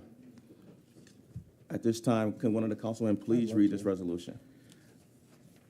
Whereas the United States celebrates Arab American Heritage Month during the month of April, recognizing the history, cultures, achievements of Arab American and people who trace their ethnic lineage to Southwest Asia and North Africa. And whereas Arab Americans are Americans of Arab descent, with many Americans having ethnic roots in Arab countries including Lebanon, Syria, Palestine, Egypt, Yemen, Iraq, and extraordinarily diverse populations that span many different ethnicities, languages, and religious communities. And whereas the first Arab American immigrants arrived in the late 1800s and a larger second wave of immigration began in post-World War II and continues today, with the largest communities in America concentrated in Southeast Michigan. Whereas the city of Pontiac, Michigan has been positively... Excuse me, Councilman Goodman, can I ask for order in the chambers? If you're speaking or having side conversations, can you please exit the room? Thank you. Whereas the city of Pontiac, Michigan has been positively shaped by past and present Arab American residents and business owners throughout the decades, and whereas during an era of heightened racism, bigotry, and hate crimes, it is critically important to share accurate information, celebrate diverse cultures, overcome stereotypes, and empower future generations. Now, therefore, be it resolved, the Pontiac City Council hereby proclaims April 2023 as Arab American Heritage Month in Pontiac, Michigan. And further resolve, the Pontiac City Council celebrates the many noteworthy contributions of Arab Americans to our city, our state, our nation, our world, and further resolved that we welcome additional opportunities to commemorate and celebrate the people, places, and events that have contributed to making the Arab American community such an important part of Pontiac, of Michigan, and of the United States. Pontiac City Council, March 28th, 2023. Thank you, Councilman Goodman. You want to speak first? Yes. The reason why I'm almost crying at this, last year, on my first year of council, one of my closest friends passed away, and she was a Muslim woman from, born in Lebanon. Her name's Zahra, lived in Dearborn the entire time that I've known her. Arguably, the reason why I am so deeply involved in politics now was because of a lot of her guidance, her and my best friend. Growing up in Pontiac, I didn't really see many Arab American people just in like normal everyday life. It was always going to the store. And my family did not have the best words when it came to people who ran dollar stores in our community for, many different reasons. And, growing up, I didn't, grow up with also a grandma on my mom's side who was a staunch just to be honest, but anti-Muslim, anti-Arab American person. And it was really hard growing up with that and then trying to, go into the world and meet new people. And she was one of the first people who I ever met that, was an Orthodox Muslim woman who was a huge cannabis activist, out here breaking stereotypes, doing a lot of this work for people who relied on it for medical uses for epilepsy. And through that, I got more involved with many different Arab American groups. A lot of my closest friends belong to these different communities. And, it's just, it's so important, especially to say this, especially, coming from a country that for years bombed the Middle East, like to be fully transparent for as long as I could be alive, as long as I remember, we have been having this collective idea of Arab American people and people who practice Islam as some negative force, especially here in America. And being in Michigan, where one of the largest concentrations of Arab American individuals is in Dearborn. In Dearborn and Hamtramck and all those communities in Southeast Michigan. One of our congressional representatives, not that far away, who represents part of Oakland County, Rashida Tlaib, is also Arab American, who is Palestinian, who is a Muslim woman. And I think it's just really important that we, highlight these things. And it's extremely personal for me because a lot of these people are my friends who I have come to know and love over the years of doing my work. The reason why I honestly sit before you here today is because of people in the Arab American community who, have built into me. So I'm very happy to have had a chance to read that. So thank you. All right, you're welcome. Any other council members? Councilwoman James. I would feel amiss if we didn't at least mention Nick from Nick's Coney Island. Nick was certainly a great friend of the Pontiac community. He ran a business in the city for many, many years and did a lot of very good work in our city. So I think, he would be a great example of the contributions that Arab Americans make in our city every day. So just wanted to mention that. All right, thank you, Councilwoman James. Any other council person want the floor? Hearing none, roll call, please. Nicholson? Yes. Parker? Yes. Carrington? Yes. Goodman? Yes. James? Yes. 5 yeas, no nays. Thank you, Clerk Doyle.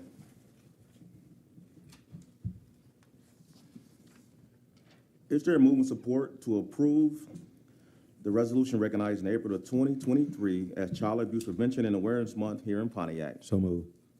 Support. It's been moved by Councilman Parker and second by Councilman Nicholson that we approve the resolution recognizing April 2023 as Child Abuse Prevention and Awareness Month in Pontiac. Any discussion? Or at this time, could someone please read the council resolution? I'll read it. Councilman Parker. Thank you, Brother Pro Tem. Pontiac City Council resolution proclaiming April 2023 as Child Abuse Prevention and Awareness Month in Pontiac. Whereas the city of Pontiac, Michigan has a considerable population of young children who reside in our community and are being raised in our neighborhoods, and whereas every young child in our community deserves to be safe, healthy, nurtured, and enriched, and to develop cherished memories of growing up in Pontiac, and whereas social, emotional competence of young children is a key indicator to later school success, with professionals playing a crucial role in reducing stress and improving mental health and well-being, and whereas the future of our great city of Pontiac and the future of all of our neighboring cities depends on the quality of life we provide to Michigan young children today, and whereas disturbingly the presence of child abuse and neglect is pervasive in every community and state in our nation, now therefore be it resolved, the Pontiac City Council in partnership with Pontiac Mayor Tim Grammel hereby recognizes April 2023 as Child Abuse Prevention and Awareness Month in Pontiac, Michigan. And further resolved, the City Council expresses our gratitude to those organizations, professionals, caregivers, and advocates who are focused on preventing the abuse and protecting the well-being of our community's young children. And further resolved, the City Council calls upon the state of Michigan to further prioritize child abuse prevention efforts in addition to high-quality early childhood learning and development of all young children who make resource decisions, as their funding is crucial to young children's futures and to the values of our society. Pontiac City Council, Pontiac, Michigan, March 28, 2023. Thank you, Councilman Parker. At this time, any other council people want to open up for discussion? Councilman Goodman. To make it brief, as a person who taught for a small amount of time, it is extremely important to me because I truly don't think that people realize just how important it is to treat children the way that they should be treated. with value as if they are their own people of importance, because if you don't do that early, you will cause often irreparable damage to people who have to live and go through society on their own eventually. And I just highlight the importance of making sure that we do everything that we can to protect and help and raise up our children. So I'll leave it at that. Thank you, Councilman Goodman. Anybody else? Councilman Nicholson? Okay. Actually, I just want to say that I just want to really thank the organization and all professionals, caregivers, and advocates that continue to work in the field of trying to prevent abuse from our children. I think it's a lot of work, and to be a social worker can sometimes take a mental health toll on that person because of some of the things they see in our society. So again, I actually commend each and every one that works in this particular environment. It's a very important. And also from myself, seeing some of the family dynamics at times, as I was being 7 years on the school board, it's very important that we get social workers in and get organizations into some of these homes, continue to make sure that we're looking after our kids and preventing any child abuse. Thank you. At this time, anybody else on the floor? Hearing none. Roll call, please. Excuse me. Parker, Yes. Carrington, Yes. Goodman, Yes. James, Yes? Nicholson. Yes. 5 yeas, no nays. Thank you. The resolution passed. At this time, community development. Is there a move in support to approve the resolution to approve the proposed budget amendment for budget year 2022-2023, increase the appropriation of following GL accounts: 101-690-804, 016, legal services, Iron Mountain, 10,000, account number 101-690-971-000, land purchase 26,500, 101-721-719-001, line item dental insurance 1,500, account number 101-721-721.0110, healthcare waiver $6,000, 249-371-852-0110, cable TV intranet $1,200. And I don't see account number for, is it, okay, actually it's before cable TV intranet. Thank you. So I need a move and support. Or so moved. Support. It's been moved by Councilman Nicholson, supported by Councilman Goodman, that we approve this resolution. Now we can hear from administration. Thank you, Mr. President. This is an item that we did discuss briefly at the time that council voted to publish notice of this proposed budget amendment. It's in essence a number of miscellaneous cleanup items from the budget that go way back to the summertime, right after the budget passed and became effective on July 1st. We do have Mr. Bawa from the Finance Department who can get into some additional details. I know we also have Mr. McIntyre here on behalf of Community Development Department. Unfortunately, the director of that department is out sick today. But without further ado, Mr. Bawa. Good evening, Mayor. Good evening, council members. As Mayor rightly pointed out, this is cleanup items that was omitted in the original budget request. Say for instance, in the GL account number 101-690-971-000 land purchase, we were requesting for $26,500. It's supposed to be $26,900 because there was one additional invoice for $400 that was omitted when we proposed this amendment. So we request this be added, corrected. And then the last paragraph, the total amount of appropriation be changed from $45,000 $200 to $45,600. The second page. And then you should read be it further resolved that the total increase in the appropriation for the 5 items for the Code Enforcement Division, it should be Community and Economic Development Department. It should not be Code Enforcement. For a total amount of $45,600. Clerk Doyle, did you get all that he just said? Because I definitely didn't get all those things. I'm sorry, Mr. President. I did not catch the total amount in the $45,600. $45,600. $5,600.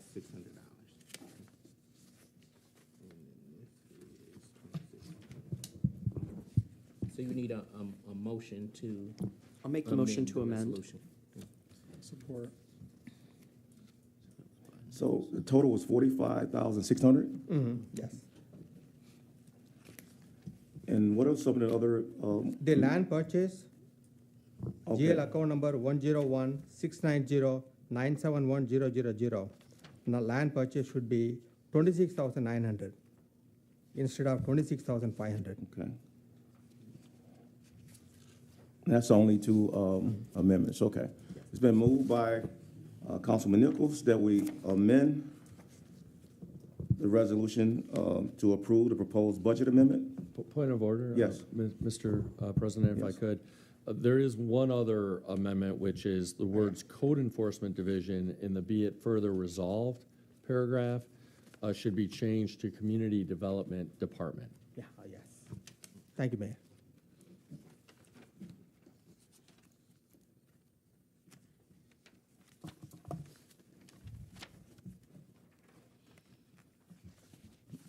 So it's been moved by Councilman Nicholson, supported by Councilman Carrington, that we amend the resolution to approve the proposed budget amendment for budget year 2022-2023. The appropriation of GL account number 101-690-971.000 land purchase shall be increased by $26,900. Also, this amendment includes removing in the section now, therefore be it resolved that the budget of the City of Pontiac, Michigan for the fiscal year ending June the 30th, 2023 is hereby amended as follows for the Community Development Department and not the Code Enforcement Division. Is that correct? Yes, sir. In the final amendment, be it further resolved that the total increase in the appropriation for these 5 items for the Code Enforcement Division shall be $45,000. Community development. I'm sorry. For community development, so it's 4 amendments, Yep, correct. shall be for $45,600. Any other discussion? Councilman Nicholson. The land purchases, those are the acquisitions from the county. Yes. Okay.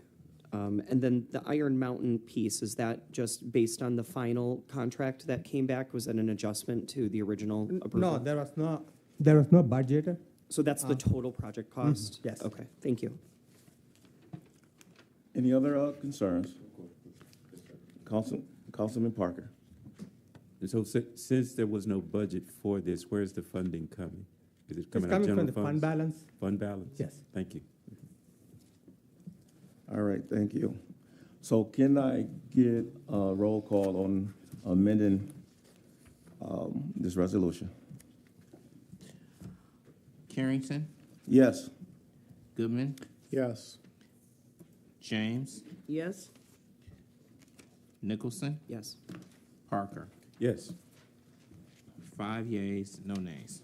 Thank you. The amendments have passed. At this time, could I get a motion and a second to approve the proposed budget amendment for budget year 2022-2023, including the amendments that we changed? So you already had a move and support, Mr. President. So, So are we just roll call? yep, roll call Okay. to Let me- approve as amended, yep. Okay, yes. Give me a roll call, please. Thank you. Carrington, Yes. Goodman, Yes. James, Yes. Nicholson, Yes. Parker. Yes. 5 yeas, no nays. Thank you. Item number 8, Community Development, resolution to approve the proposed budget amendment for budget year 2022-2023.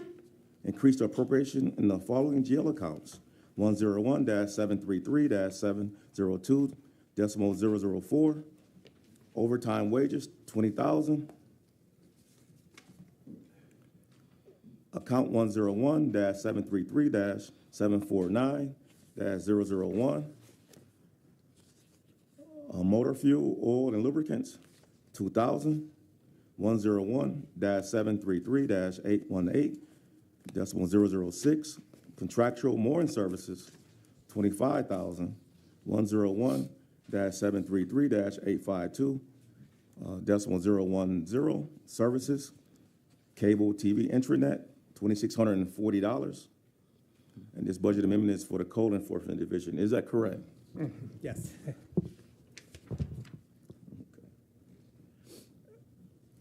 Can I get a motion and support? So moved.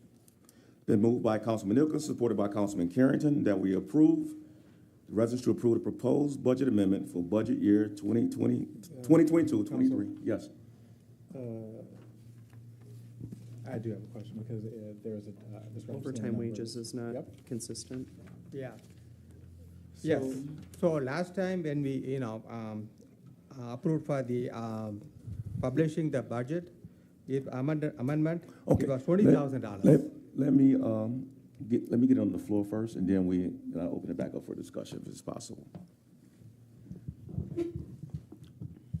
So it's been moved by Councilman Goodman, supported by Councilman Carrington, that we approve the proposed budget amendment for budget year 22-23. At this time, we can now hear from the administration, and Councilman Goodman has the floor first.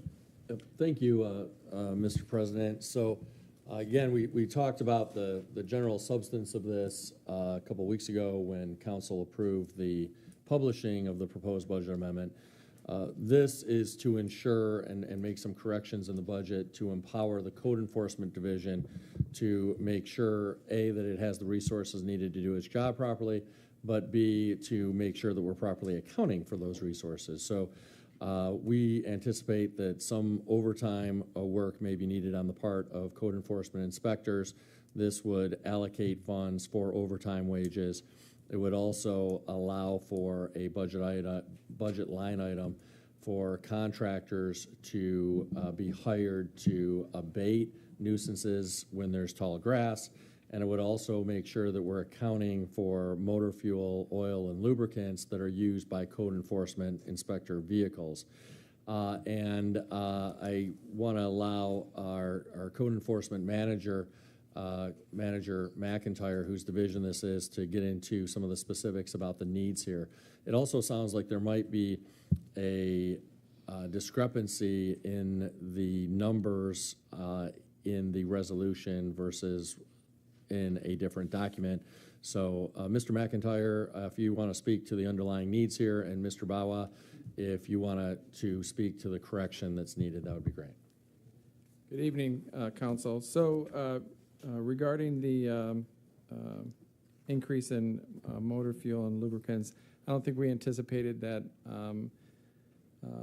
when we put the budget together that we're going to, as we are having 7 inspectors running through 7 districts every day. So we're falling short in motor fuel. And so that's why we asked for the increase, just to get us through to the end of this fiscal year. One of the things, just to explain the request for increase in overtime, when in January, the early part of January, I pulled 2 reports to our BSNA system on all the properties in the city of Pontiac, and this relates both to rental inspections, but also to code enforcement. We roughly had about 4,000 properties that were registered as rentals, but were not current on their rental inspections. We pulled an equal report with a slightly lesser number, about 3,700 properties that our determination, based on them being 0% homesteaded were being used as rentals but not registered as rentals. So we talked as a group, the inspectors and myself, about the best way to meet that challenge. Along with doing those inspections, we have to create letters that go out to follow the statute, and also create invoices for all those. So several of them volunteered to do that, and how we're doing that is that they're logging in, they're taking their laptops home. Some are doing it in the office, some are taking them home. I can see when they log in. They also record when they clock in through ADP, and then we can track a number of what they're producing. In order to get that accomplished, it's going to be necessary, at least for the remainder of this year, to do that through overtime. As some of you know, we're actually down 2 code enforcement people, well, really 3. So in order to manage that process, it's going to require a little bit of overtime. Of those 4,000 that we were able to identify in the early part of January, we have less than 1,000 that we haven't done code enforcements on those properties. So we've able to reach out to 3,000 of those, and they're in the process of coming in and getting those properties registered and getting those inspections underway. So just some quick numbers. For this year, since January 1st, we've done 4,227 code enforcements throughout all districts. We've done 967 rental inspections. We've written over 100 district court tickets, and we've litigated about 79 of those so far through the district court process. So some of the challenges are our apartment buildings. And I know recently one apartment complex even came to introduce themselves at a council meeting. I wish I'd been there that night because they were actually behind in their inspection. So, but just to name some: Club 1, Newman Court, Elm Haven, Arborview, Turtle Creek, Walton Park, Spring Lake Village, Auburn Heights, and Carriage Circle are all ones that are being invoiced and lettered from our department through this overtime process. And collectively, it's thousands of apartments that we'll be inspecting over the next couple months because of those efforts. So by next year, I think we'll have a better system, and it won't require probably the overtime to do that. But for right now, that's how we'll have to do that. Thank you, Mr. McIntyre. Councilman Goodman, you have the floor. I just wanted to take this time to say that a lot of this is probably due to a lot of us yelling and begging for something to happen with rental inspections and code enforcement in the city. So I want to take this time to say thank you, because I know personally that you and my councilperson, Brett, not related to the one next to me, have heard me complain about rental inspections, especially heavily over the past now almost a year and a half. So I really want to say, thank you for following through on that, because this, to your point, is showing that you're doing the work. Because the fact that you also inspected my apartment in the past month, which is very nice, because just ironically, my maintenance person came today to fix some of the things that my person figured out. So I just want to say, at this exact moment in time, thank you for doing that work as a person who really has been trying to improve the city for people who are tenants in these buildings who have really no option. Thank you. So you're welcome. One thing I'll add, and I mentioned this in our meeting with, I always say Councilman Parker, is that we're now getting judgments through court. Many are aware that the prior procedure was that we took things internally through a process called Blake Court. And what we found is that while it got a lot of people's attention and stimulated some fines, it didn't really have the nuts and bolts and the teeth to get things corrected. So now we're going through district court, and through that process, folks are coming into court. They're entering into plea agreements to get things corrected by a certain time. And then what's nice is, what our goal was, is that we can enter in an order into court as well that says, if you don't accomplish that within the 30 days or the 45 days that we've given you to get the inspection, get the property up to code, then we have the authority to enter the property and correct it and then charge it to you. So that's a plus. I think my mother used to have an expression that birds of a feather flock together. I don't know if it's the right time to use that or not, but But what I do know is that word is out there. People are now understanding that we are full force, that you, and I always give credit to the mayor and to this entirely brand new council, that you had a vision to get things cleaned up in Pontiac, and that's our goal. We're getting things cleaned up. Thank you, sir. Councilman Nicholson. My question about contracted mowing services, I know my concern in the past has been when we've sent contractors out that they've been sort of just doing front lawns and not sort of side yards and backyards.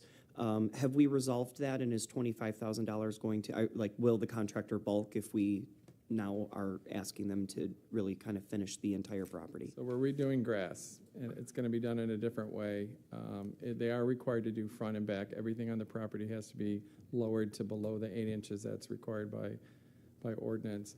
What happened with this is I think there was a big push last year, at least I'm looking back at, let's get all these properties cut. I think grass season came very quickly. There was a lot of rain. I know many of you were getting calls, at least from, I wasn't here at the time, but from what I understand from the people that are currently in the department that were here, that there was a lot of grass that needed to be cut last year. What I wanted to do is make sure that we had enough to cover those costs, but also to get a good jump start. So this will carry us again through till the 30th of June, and then we'll have a budgeted item for an equal amount. We are in the process right now of going out for bid for grass cutting. So I think folks will be real happy with the process. We're going to identify the grass. We're going to tag the door. We're going to send a letter that says you have 7 days to correct the grass. And if not, then the person will go on the property and cut it. They'll have to provide pictures and documentations that they were there that day, time-stamped, show pictures before and after before they'll get paid, and then in turn, the residents will be billed for And it. I have a follow-up regarding grass. So do we intend to keep that as a contracted service, or do we intend to bring that in-house at any So point? we've had conversations with DPW, and I think for this season, we're going to go ahead and contract, but Al and I have been talking about the possibility of going inside with it, so. Thank you. With the speaker list been exhausted, Excuse me. Councilman Parker. Thank you, sir. First, Mr. McIntyre, I want to thank you for your diligence and how you've moved on this behalf. I know this has always been an ongoing issue, particularly in District 5, because most of that is rental property. So thank you for being aggressive in attacking some of the ongoing issues that have happened in that district. I just want to say thank you, because I think you're doing a good job. I'm proud that we moved. I'm glad that we moved. We said we would, and we did move Blight Court over to District Court, where we can put a little bit more teeth in it and let landlords and other people know that we are serious about the business of keeping properties up. Absolutely. Upkeep of properties. So Absolutely. Yeah, and if there's any landlords listening, bring your properties up to code, because we're not playing. We have a standard here. Everyone, Larry and I met with a resident, Larry Domsky, the building official, yesterday, and she had some concerns about the list of items that we had said that need to be corrected during a rental inspection. And the comment was made, this is just Pontiac.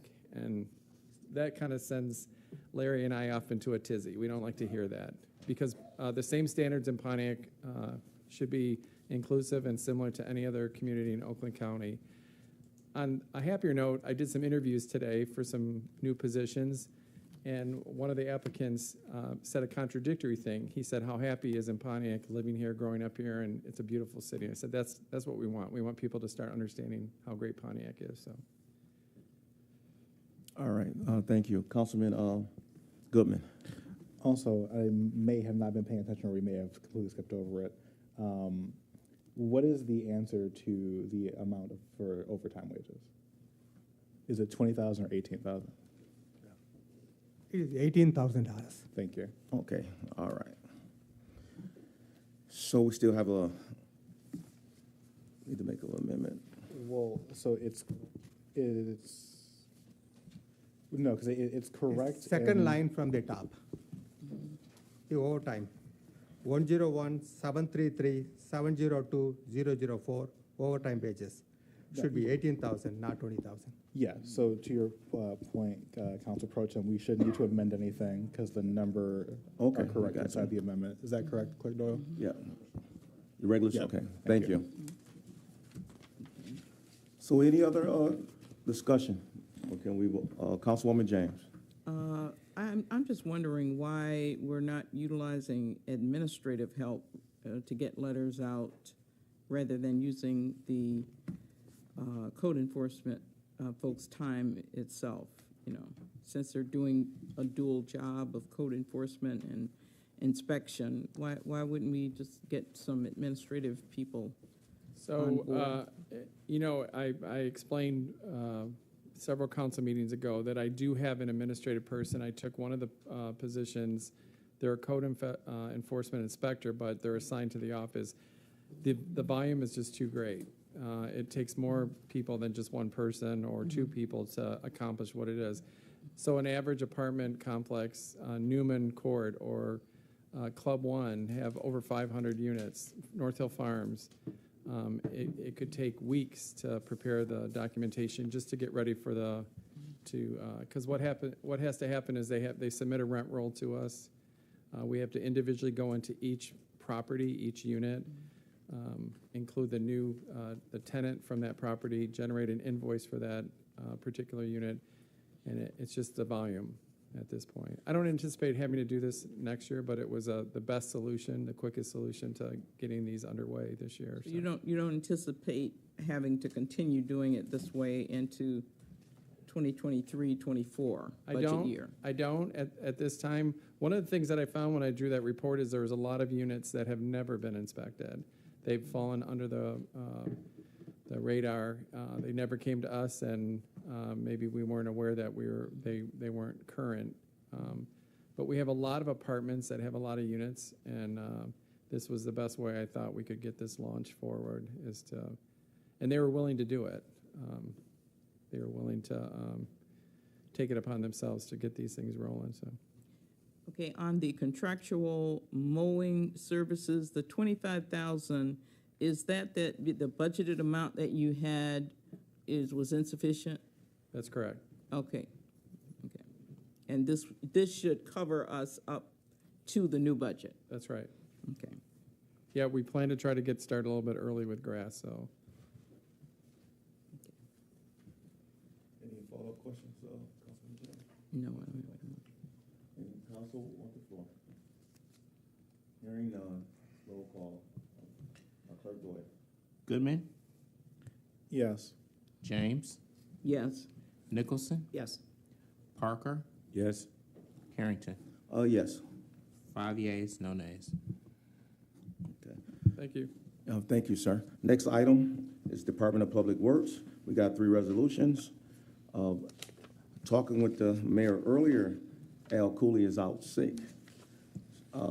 So if we have any questions on these particular resolutions, I want to suggest that we move them to next week. The mayor. Yeah, I'm perfectly okay postponing these a week. I may be able to answer some questions. For example, I know we had a question from the audience about whether the equipment was new or used, and I have been texting with Al, and he has confirmed that all of the equipment, the trailers and the mowers, are new, for example. So I can certainly give it the old college try in terms of answering questions, but yes, if there are questions that I can't answer and you want to postpone it for a week, we're comfortable with that as well. How do council feel before I make this? Okay. Clerk Doyle, actually, I can make a motion to postpone all 3 at the same time, right? Simultaneously? Or do I have to go? You would need to, yeah. Okay. You can, yeah. All right, thank you. I make a motion to postpone items 9, 10, and 11 for 1 week. Can I get a second? Support. So it's been moved by Councilman Carrington, supported by Councilman Goodman, that we postpone items 9, resolution authorizing the purchase of mowing equipment, item 10, resolution authorizing the purchase of trailers to haul mowing equipment. Item 11, resolution authorizing approval of RCOC traffic signal agreement for 5 locations on Auburn Avenue. At this time, any discussion? Yes. Councilwoman James. Could we, number 3 is not really related to the first 2. So that relates to the traffic signaling issues that we have going on Auburn Avenue. Okay. So, Councilman Nichols, I can take my motion back and we can, okay. So I'd like to make a motion to remove items 9, resolution authorizing purchase of mooring equipment. Item 10, resolution authorizing purchase of trailers to haul moving equipment to be postponed for 1 week. Can I get a second? Support. It's been moved by Councilman Carrington and second by Councilman Nicholson. Any discussion? Hearing none. Roll call. Nicholson, Yes. Parker, Yes. Carrington, Yes. Goodman, Yes. James. Yes. 5 yeas, no nays. Thank you, Councilman Doe. At this time, can I get a move and support to approve the resolution authorizing approval of RCOC traffic signal agreement for 5 locations on Auburn Avenue? So moved. Support. It's been moved by Councilman Goodman, supported by Councilman Parker. The floor is open for discussion. Mr. President, I can Yes. shed some light on this because I did, in recent days, have a conversation not just with Al, but also with the engineer about this. This is something that we need to approve in terms with the road commission for them to maintain these signals that are to be installed. But these signals are designed to make it easier for pedestrians to cross Auburn. So there are 5 total pedestrian signals that will be installed. None of them will affect the width of the roadway or the number of lanes in the roadway. They're simply designed to help pedestrians cross. 4 of those are at existing intersections, but intersections that do not currently have a traffic signal for vehicles. So they're going to go in, they will not stop traffic, but they can be activated by a pedestrian who's crossing at one of these intersections that does not have a traffic light. And those signals, if activated by a pedestrian, will flash yellow. They're simply a vertical column of signals to draw attention to drivers that a pedestrian is stepping out into the roadway. But they, again, will not stop traffic. The 5th signal is down by Carriage Circle, where there's a fair amount of pedestrian traffic.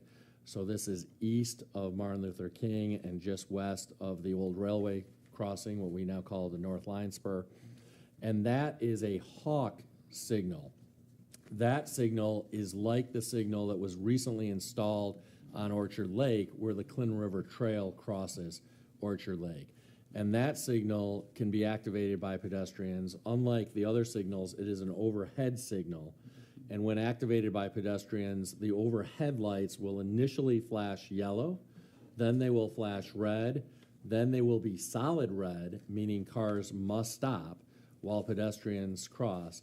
Then they will start flashing red after that, meaning cars must initially stop, but then can proceed when clear, and then they'll just go off altogether.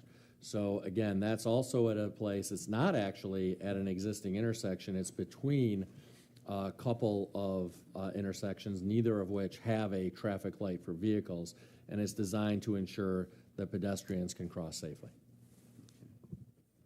Thank you, Mayor Grimal. Any other Councilwoman James? If I'm not mistaken, is this the one that we got a grant for? That there was a grant that's paying for this? I believe that's right. I believe this is related. I'm not sure offhand, and perhaps our grants director has some insight into this in the absence of Mr. Cooley. But I don't know if the grant is paying for the signals themselves or if the grant simply paid for the study of Auburn. Okay. But I believe what you may be referring to is the SEMCOG grant that I believe paid for a traffic study along Auburn. Okay. But I don't know that it actually is paying for these signals themselves. Okay. It looks like Director Borngesser agrees with what I just said. Okay. Thank you. All right, thank you, Mayor Grammel, as well as Councilwoman James. At this time, roll call. I'm saying, Councilman Parker, you have a statement? Are we voting on this right now? Yes, sir. Okay, just want to make sure. Thank you. Yeah. Okay. Nicholson? Yes. Parker? Yes. Carrington? Yes. Goodman? Yes. James? Yes. 5 yeas, no nays. All right, thank you, Clerk Doyle. At this time, under Finance, item number 12. Can I get a move and support to approve the resolution to authorize the city clerk to publish the proposed budget amendment for budget year 2022, 2023, increase the appropriation in the following GL accounts: 249-371-702, decimal 000, salary and wages, 19,140, account number 249-371-715, decimal 000, FICA city contribution, $1,465, account number 249-371-710, decimal 000, medical insurance, $3,000, account number 249-371-718, decimal 500, MERS employment contribution, $975. So moved. Support. So it's been moved by Nicholson and supported by Councilman Parker to approve resolution item number 12. At this time, administration. Thank you, Mr. President. This item pertains to the upcoming home improvement program that's being funded with American Rescue Plan dollars. As Council knows, Council allocated several $1,000,000 for this program in terms of the broad buckets that were approved by City Council in terms of proposed allocations of the American Rescue Plan dollars. Because of how we've designed this program, which is that those homeowners who apply and are approved to participate in the program, they won't have to go out and identify contractors themselves.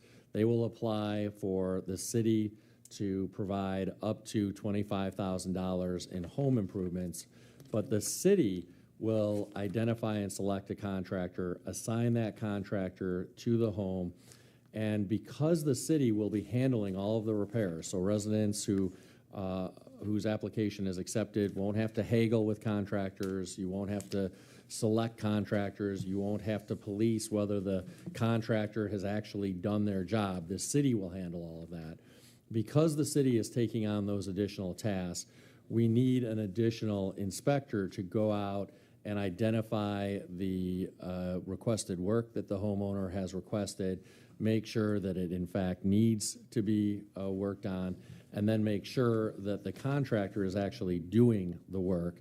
This allocation, this budget amendment, is to fund that position of an inspector to actually do that part of the work entailed by this program.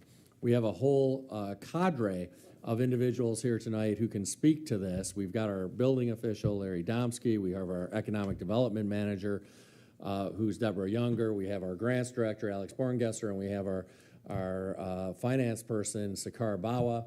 So if you have any questions beyond what I've outlined, I'm sure at least one of them can answer. All right, thank you, Mayor Ramos. Anyone on the speakers list? Hearing none, we actually voting to authorize the city clerk to publish the proposal budget amendment of finance item number 12. Roll call. Parker? Yes. Carrington? Yes. Goodman? Yes. James? Yes. Nicholson? Yes. 5 yeas, no nays. That resolution passes. At this time, Grants Department, item 12. Actually, item 13. Can I get a move and support to approve this resolution? So moved. Support.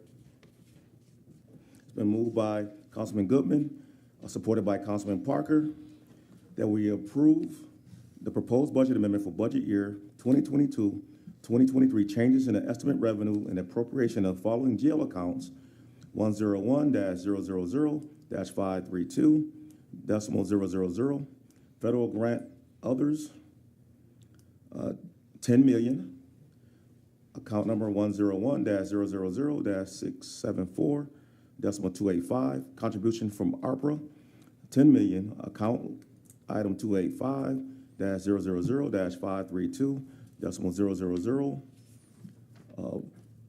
rev loss, federal grants other, 10 million, account 285-699-9556.101, rev loss, contribution to general fund, 10 million. We can now hear from the administration. Yeah, thank you, Mr. President. There's, again, been some misinformation said earlier this evening by the same individual who has spread misinformation at previous council meetings, and that is the previous mayor. And this is not double counting funds. I want to be very clear about that. This is not making it harder to track these ARPA dollars. To the contrary, this is about identifying the specific budget line items to which ARPA dollars are being assigned. So it's all about, A, complying with proper accounting procedures and best practices, but B, actually making it easier to track these funds so that they're identified by line item, which corresponds to specific allocations for the ARPA, our American Rescue Plan, buckets that were designated by City Council. That's true of a number of the following ones. I'll get into more details with some of the future agenda items, but that's what this agenda item is all about, is identifying the $10 million that was allocated for revenue loss by a specific budget line item. Director Borngesser, have I missed anything, or do you have anything to add? All right, thank you, Mayor Graham. At this time, the council have any concerns or questions? Councilwoman James. Yeah, I would like for somebody to kind of go over these 10 millions. I'm trying to add them up. I'm adding up 4, but what are we looking at here? Is this the where you're putting the entire opera amounts in these buckets? So, because please come back to the floor. Because I know originally we designated that we would put 10 million into the general fund. We voted on that, months and months ago. So this looks like you are now preparing to put all of that amount into these specific buckets. Not quite, Councilwoman. So, well, yes, in a way, but the agenda item 13 is about a different group of money than agenda item 14. So agenda item 13 is just about identifying the $10 million that was put into the general fund for revenue loss in compliance with federal ARPA dollar regulations. And all we're doing is putting a tag on that, a budget line item tag of rev loss with a specific line item number, rev loss standing for revenue loss, to that item. So agenda item 13 is just about that $10 million. Agenda item 14 is what adds up to about $4 million, and that has nothing to do with the $10 million. The next agenda item 14, which has to do with the $4 million, has to do with allocations for parks, which I'll get to next. But agenda item 13 is just about that $10 million and properly tagging it with its own line item number and rev loss so that we're complying with best practices and proper accounting practices to make sure that we're properly identifying that money. Thank you, Mayor Grimal. Councilwoman James, do you have a follow-up question? Yeah, I understood that the 13 and 14 were different. What's confusing about 13 is that it appears that you're talking about multiple buckets of 10 million. So what you're saying is this is only that 110 million okay. Yeah, it is 110 million. We have to follow a state chart of accounts when we account for any revenue or expense line item. So this $10 million that is received in the general fund is coded in the wrong GL account number, 532000, federal grant others. It is not the revenue for the general fund. It's the revenue. We have a separate fund, 285, to account for all the ARPA dollars. Okay. So we move from the federal grant others $10 million, take it out from that line item and putting in the right contribution from ARPA line item. Okay. That's in and out in general fund. Okay. In the 285 fund, we are showing under RevLAS grant chart field so that we can track it properly, showing that we received of $10 million revenue and it's moving $10 million to general fund. So there's no change in any of the line items. It was just confusing that it. But This I is why- understand. I understand now. Yeah. This is just the 10 million. We had to follow the generally accepted accounting principle. This is to according to that. Okay. All right, thank you. Councilman Nicholson. Yeah, so essentially, when we've been looking at those ARPA dollars, the finance department can now report, if we ask for a report just on ARPA, this puts it into that bucket. So the previous conversation that the previous mayor's conversation about follow the money, this actually tags it. So that way it is completely a separate account. It's like when we've had moved money out of general fund and into restricted accounts, this essentially identifies it separately. Thank you, Councilman Nicholson. Anybody else? Any other concerns concerning this particular proposed amendment? With the speaker list, exhaust, please, roll call. Clerk Dahl. Carrington? Yes. Goodman? Yes. James? Yes. Nicholson? Yes. Parker? Yes. 5 yeas, no nays. Thank you, Mr. Doyle. At this time, item number 14 on the grants. Is there a movement support to approve this resolution to approve the proposed budget amendment to establish budget appropriations in an amount of $1,000 to account 285-699-902.005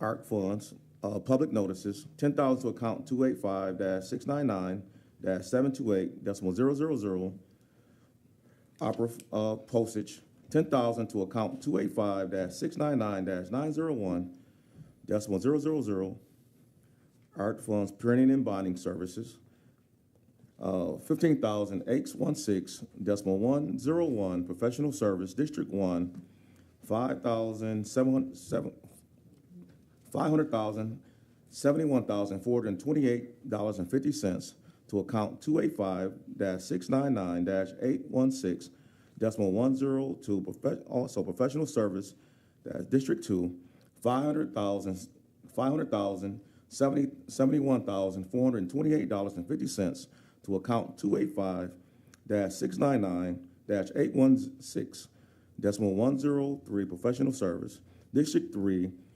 $571,428.50 to account 285-699-816.104 professional service District 4, $571,428.50 to account 285-699-816.105 professional services District 5, $571,428.50 to account 285-699-816.106 professional services District 6, $571,428.50 to account 285-699-816.107 professional service District 7.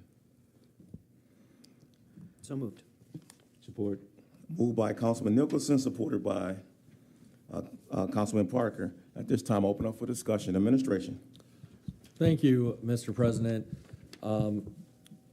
As we've discussed at past meetings, this is about funding parks. And so I know that we heard from a conscientious resident this evening who asked about the allocations by council district. That's simply because we want to make sure that we're distributing this roughly $4 million that is to fund park improvements in a way that's equitable across the city. And as a result, we've split this roughly $4 million 7 ways to ensure that approximately $571,500 roughly is allocated to each of the 7 districts. And by that I mean to parks within each of the 7 council districts. So this isn't going into any mysterious place, it's going into parks, but each of those allocations is identified by city council district to ensure that each of the 7 city council districts gets an equitable distribution of these parks investments. We don't want a disproportionate amount of ARPA dollars going to parks on the north side or the east side or the south side. We want to make sure that they're spread evenly throughout the city by council district. And that's why these designations, which is ARP, PRK for ARPA parks, is allocated by 7 different council districts, each in the amount of $571,428.50. Director Borngesser, have I missed anything important? Feel free to identify anything I missed. Okay. All right, thank you, Mayor Graham. At this time, Councilman Goodman and then Councilman Nicholson. So just to double check for the sake of the constituents, the people in the community, this money that is going to each of these council district specific line items is not some magical slush fund for us to just spend however we want to do any number of corrupt, horrible things. This is specifically for ARPA money for the parks in our respective districts, correct? That is correct. Thank you, that's all. I just want to further clarify that the council person does not have control of this money. This money Yes, will be fully within the control of the administration and within our ability to make whatever approvals that are necessary along the way for legislatively. That is correct. Thank you. Thank you, Councilman Nicholson. Councilwoman James. Yeah, I just wanted to say additionally that the community will be engaged. There will be community engagement as to how those funds are going to be spent. So there will be professional plans, but the community will be involved in that process. So.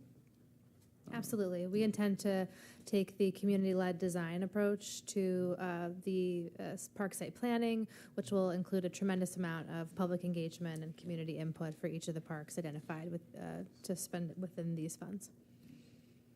All right, thank you, Ms. Borngesser.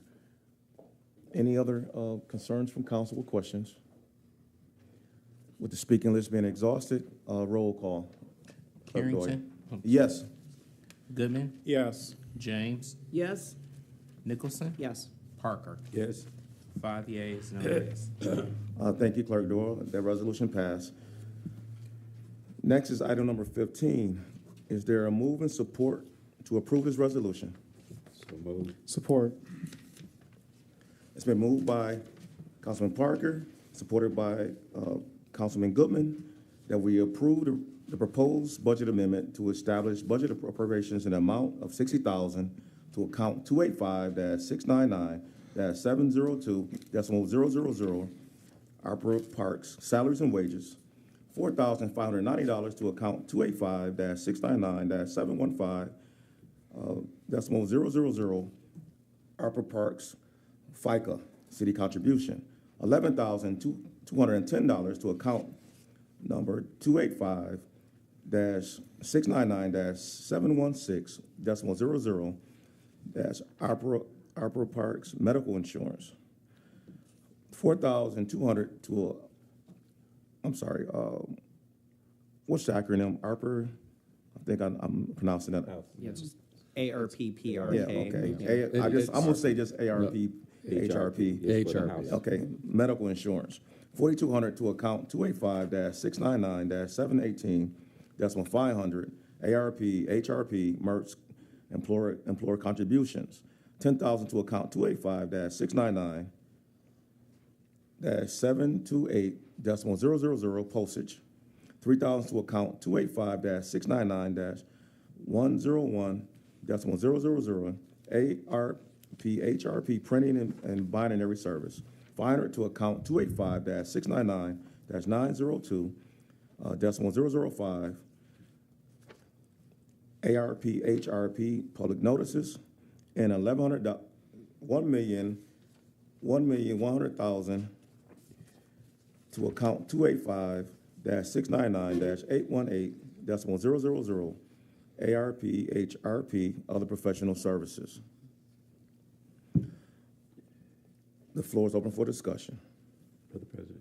Yes, I just want Councilman Parker. I just want to make sure everybody understands that this is the ARPA program that deals with the housing repair program, the home repair program. Yep. And we kept calling it the parks, but it's really the home repair program. Okay. Mayor, you have the floor. Yeah, thank you, Mr. President. And yes, I'll echo what Councilman Parker just said. This is to allocate funding, again, in specifically identified budget line items to follow best practices, proper accounting procedures, so that we can, in fact, properly track the money and the funds.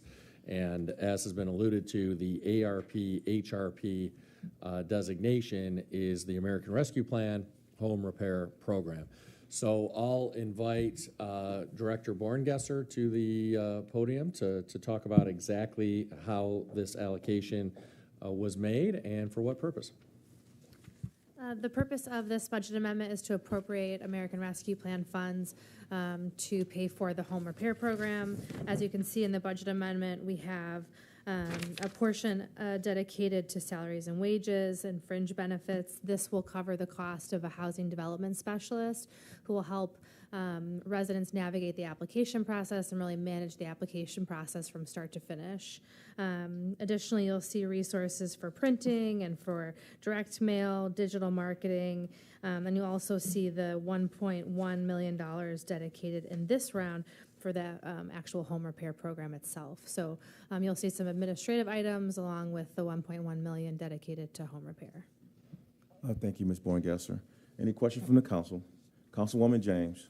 What do we expect our administrative costs to be in relation to the actual work that we want to do? What's the program itself? What do you anticipate the administrative cost is going to be? So the total amount we had budgeted for administrative costs related to the program is $122,000 total. That was what was originally budgeted. We estimated that based on the projected salaries and time spent. Okay. Indirect costs related to this program, certainly time from myself and others in the grants department, has not been calculated as part of this and has not been included as an indirect cost fee in this award, or these grant funds, rather. Any other questions, council? With the speaker list being exhausted, roll call. Clerk Doyle. Goodman? Yes. James? Yes. Nicholson? Yes. Parker? Yes. Carrington? Yes. 5 yeas, no nays. Resolution passed. Thank you, Clerk Doyle. At this time, we're on item 16. Can I get a move and support to approve this resolution? So moved. Support. It's been moved by Councilman Goodman, supported by Councilman Nicholson, that we approve a resolution to authorize the city clerk to publish the proposed budget amendment to establish budget appropriations in the amount of $99,214 to account 285-485-977, decimal 007, opera funds, DPW, mowers, $10,998 to account number 285-458-977, decimal 009, opera funds, DPW, trailers, and $2,000 to account 285-458-977, decimal 008, to opera deed of special equipment. The floor is open for discussion. Thank you, Mr. President. This pertains to making sure that we're designating the funds to purchase the mowers and trailers to haul those mowers. Although Director Cooley isn't here this evening, I would suggest that we still move forward with this agenda item, because all it does is publishes notice of the proposed budget amendment. It doesn't actually vote on or approve that budget amendment. And this way, we can at least get that clock ticking in the event that council does ultimately approve the budget amendment and the purchase of the mowers and trailers. Thank you, Mayor Grimal. Any council open for discussion? Hearing none, again, it's just only giving the city clerk, the authorization to publish the proposed budget amendment. Roll call, please. James, Yes. Nicholson, Yes. Parker, Yes. Carrington, Yes. Goodman. Yes. 5 yeas, no nays. Thank you, Clerk Doyle. The resolution passes. Item number 17. Is there a move and support to approve this resolution? So moved. Support. It's been moved by Councilman Parker, supported by Councilman Nicholson, that we approve the resolution to approve the City of Pontiac's application submission to the Financially Distressed Cities, Villages, and Township Grant Program through the Michigan Department of Treasury in an amount of $353,007. The floor is open for discussion. Thank you, Mr. President. We don't yet have anything to celebrate. This is simply approving our application for funds. Many grants don't require a vote by council until the grant is made, and they ask that council, and we ask that council accept grants after we get them. In this case, the grantor that we're applying for the grant requires that city council approve the grant application. And so that's what we've put in front of you this evening, is a request to approve the grant application for the Financially Distressed Cities, Villages, and Townships grant through the State Department of Treasury. I'll invite Director Borngesser to the podium to talk in greater detail about the nature of this grant. So as the mayor said, we'd like to submit an application to the Financially Distressed Cities, Villages, and Townships Grant Program, sometimes referred to as FDCVT, in the amount of $353,007. This will allow the city to purchase 3 dump trucks for DPW. These trucks are often utilized for salt and plowing, hauling debris, and other activities. They'll be very useful in our parks and other city amenities throughout the year, and we'd like to replace some of our outdated equipment through this grant program. So this resolution will authorize us to submit an application for these resources, and we would look forward to celebrating an award later this year. Thank you, Ms. Borngesser. Any other questions from council? Any discussion? Hearing none, roll call, Clerk Doyle. Nicholson, Yes. Parker, Yes. Carrington, Yes. Goodman, Yes. James. Yes. 5 yeas, no nays. All right, thank you. The resolution passes. Thank you, Clerk Doyle. At this time, purchasing, we have 2 items. Is there a move and support to approve this resolution? So moved. Support. It's been moved by Councilman Parker, supported by Councilman Nicholson, that we approve the resolution to approve pre-qualified list of contractors, bid award, and contract execution, and authorize the mayor to execute the agreement. Mayor Grimal, you have the floor. Thank you, Mr. President. This pertains again to the home improvement program using ARPA dollars. As I mentioned earlier, the way this program is designed is that homeowners won't have to go out and select or identify a contractor and negotiate with the contractor or make sure the contractor does the job they're supposed to. That's all going to be on the city, and we're, as a result, going to be assigning contractors for projects. That list was put together by our purchasing manager, Alicia Martin, as well as our economic development manager, Deborah Younger. I think Director Borngesser may have provided some degree of a supporting role, but Manager Martin and Manager Younger did all the heavy lifting on this. I'm happy to report that we have a really diverse list of contractors. I believe the list in front of you is 7 contractors. More may be added later. These 7 contractors include several based in Pontiac. They include several Black-owned contractors. They include a Spanish-speaking contractor. So I'm happy to report that these contractors really do look like our community. We will, for sure, be coming back to add a couple of specialized contractors in a few weeks that are specializing in asbestos abatement and lead abatement.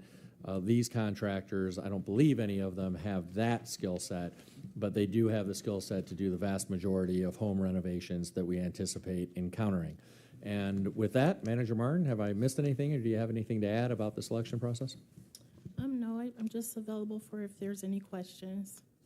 I did want to just make a note about the wording for bid award. The contractors, the pre-qualified list of contractors will indeed receive an award, which will be the contract for a not to exceed amount of $250,000. So that's considered the bid award. All right, thank you for that clarification. Any of the council have any other items of discussion for this particular item? Councilman Parker. Just one question. I know you're asking for a 3-year agreement. Why 3 years? The program is for 3 years. The home repair program is for a 3-year period. So we will require, excuse me, tongue-tied, these services for that length of time.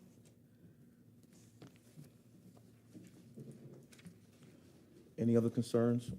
Oh, you got a follow-up question, Councilman Parker? I'm sure based on that time that there is a review and extermination clause if necessary? Yes, there is. So part of our review is we just make sure that they're registered within the state of Michigan to conduct business in the state. They do have to comply with our income tax compliance. If we find that they're not in compliant, we do contact them and let them know. Not only do I do that, but our income tax administrator does as well. So there are certain requirements that they have to meet. And last question. All right, follow up. Yes, sir. License and bonding. Yes. Thank you. Oh, thank you.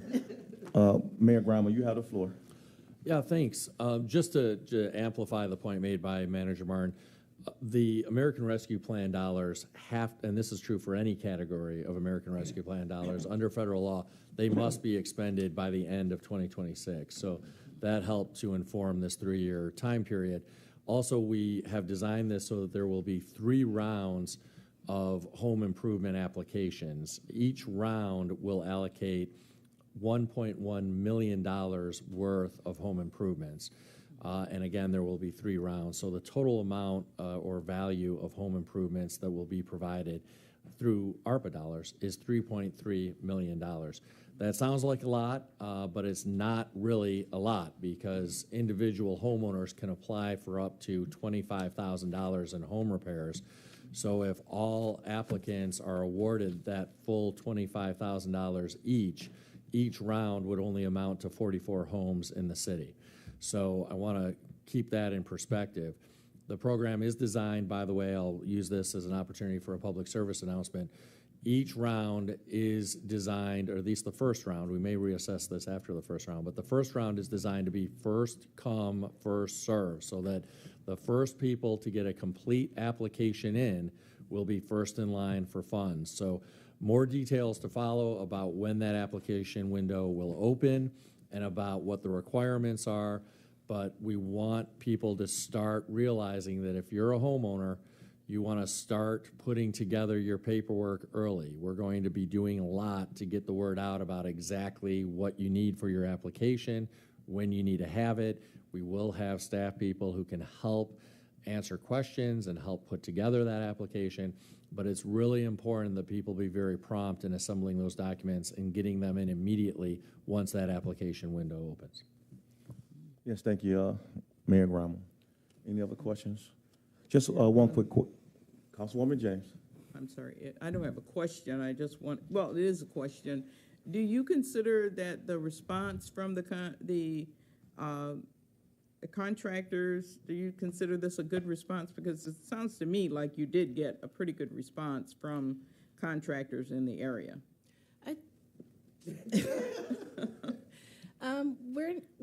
We're not completely satisfied with the number of contractors, so we did have a conversation about putting this back out again, allowing some of the Pontiac businesses an opportunity to become familiar with our bid processes and understand what the solicitation is about. I've been getting questions about that.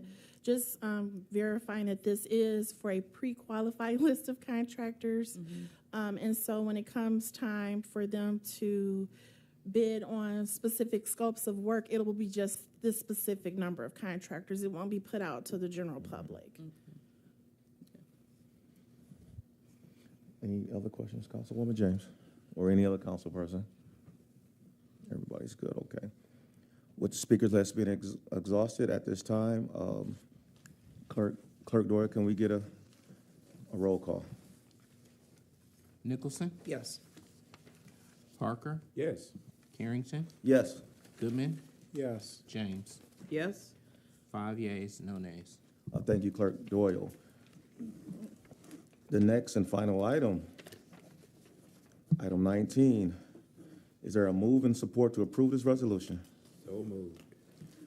Support?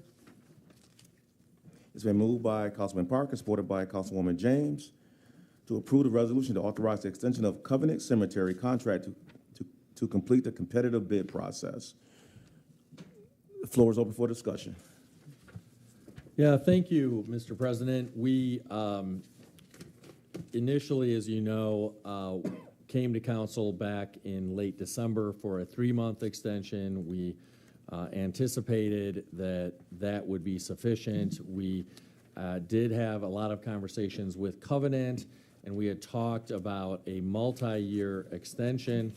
And then we discovered through conversations with our attorney that any extension or any contract beyond the end of this calendar year, beyond the end of 2023, does require an RFP because the contract that was approved several years back by the previous mayor and previous council allowed for one-year extension through the end of this calendar year, but did not allow for further extensions beyond that.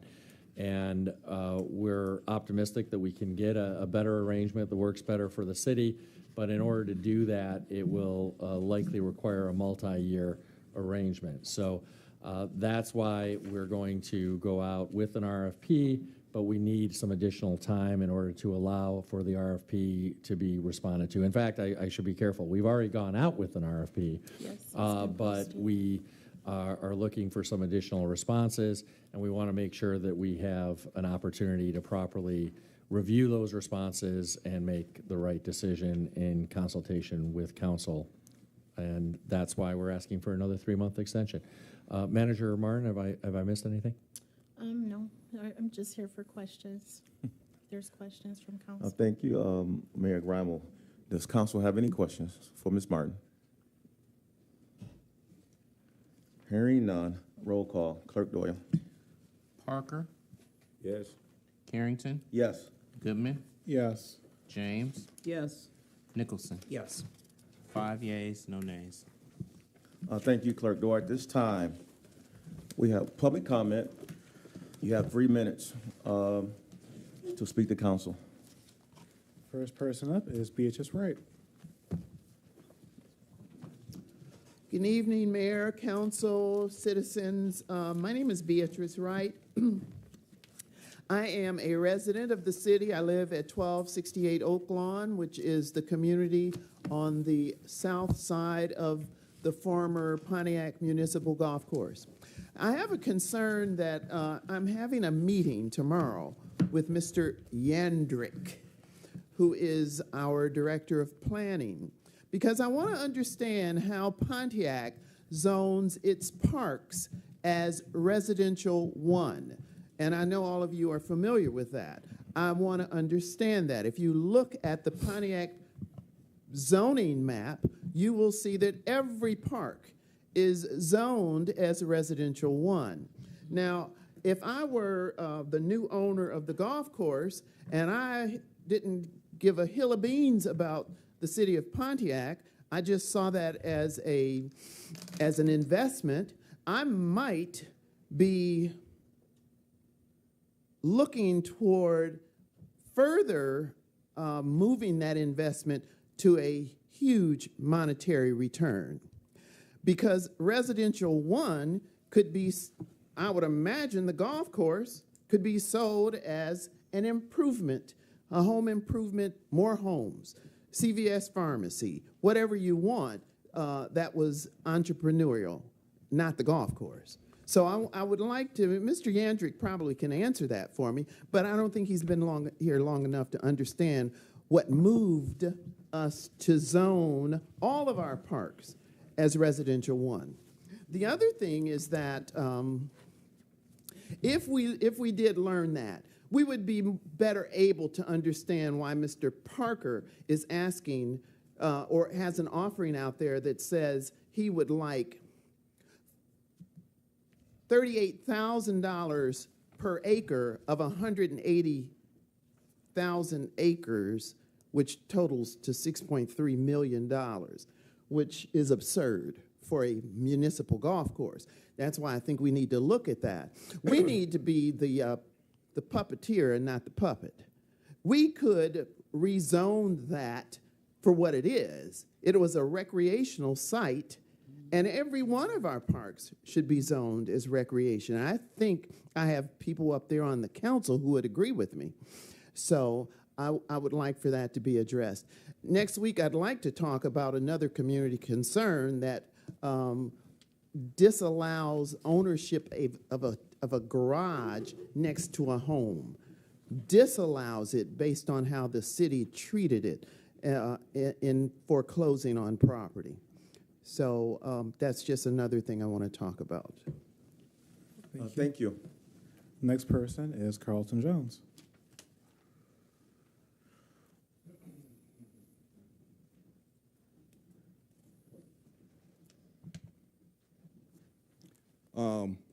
Thank you, Ms. Wright. I live in that same community she lives in, and I do echo some of the same concerns. And I think we do need to be very conscientious of how our properties are zoned in the city of Pontiac. That goes right along with my comments earlier about master planning. Okay, so we need to take a good look at that, because people and developers can take advantage of a city that does not have a real tight master plan for what they want to do and what they see in their city. But my comments tonight are a couple-fold. I want to make comments to this home improvement that we're talking about. My experience for construction in a three-party deal, we need to be very conscious of what that does to what a homeowner expects from a contractor opposed to when someone else is contracting for them. We need to be conscious of that. Sometimes homeowners are very conscientious of how contractors handle their property. And if our contractors go in there by way of the city and not prepared, it could be additional costs. I'm not sure, but I just know that happens, especially in home renovations. I do come tonight to talk about workforce development. Hopefully everybody knows that we have a real crisis with education. And we were in a meeting today with the Committee of 50 and GPCC. We started talking about issues. And one of the issues that came up was housing. And housing that we're talking about repair, we need to look at our city as far as how we can incorporate on-the-job training, that's education, with every dollar we spend. We should be looking at how we can incorporate that into the process. And I encourage you right now, if you're not familiar with the I Am Pontiac program, show of hand, how many of you guys are familiar with the I Am Pontiac program? Okay, if you're not, the city is a part of the I Am Pontiac program for young people to start learning and engaging with summer employment. And the time to start doing that is right now, to getting them ready for opportunities for I Am Pontiac to get engaged with summer employment. And if we don't work hand in hand with our educational system, we're going to continuously to miss the mark as we try to move our city forward. Right now, we should be truly, aggressively working with the school system for educating our young people during the summertime. And one thing that I'm promoting is OJT, on-the-job training, and we need your help. We need your help right now. We can't wait then. You evaluate them, you get them ready right now. So take a look at it. Thank you. Next person is Karen Jorgensen. Next person after that being Iola Miller.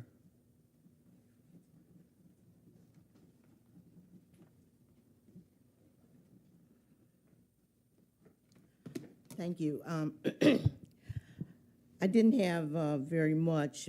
A lot of the things that I wanted to ask about has been answered, so thank you for that. I did want to say thank you to Ms. Kathy Lee James for reaching back out to my sister and encouraging her and giving her a lot of options about mental health options in the city of Pontiac. I appreciate that.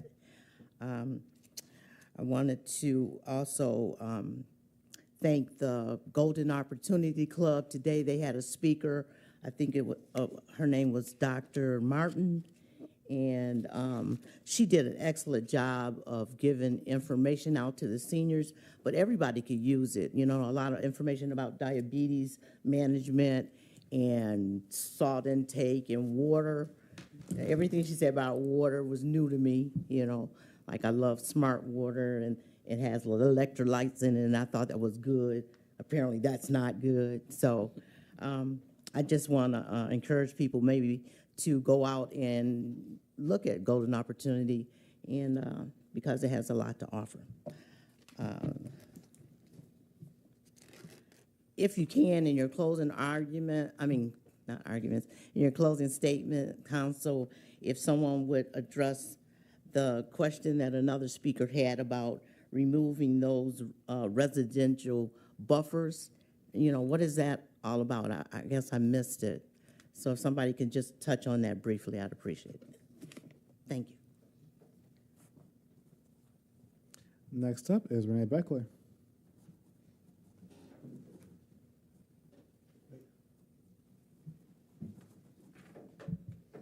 We're still waiting at the Bowen Center to use the full bathroom. It was quiet day. I didn't hear any construction. Last week I thought I heard some construction in the men's bathroom, but that was only for a few minutes. Nothing's happening over there. You got the money, they'll start working on the bathroom. It's November. We didn't have the bathroom.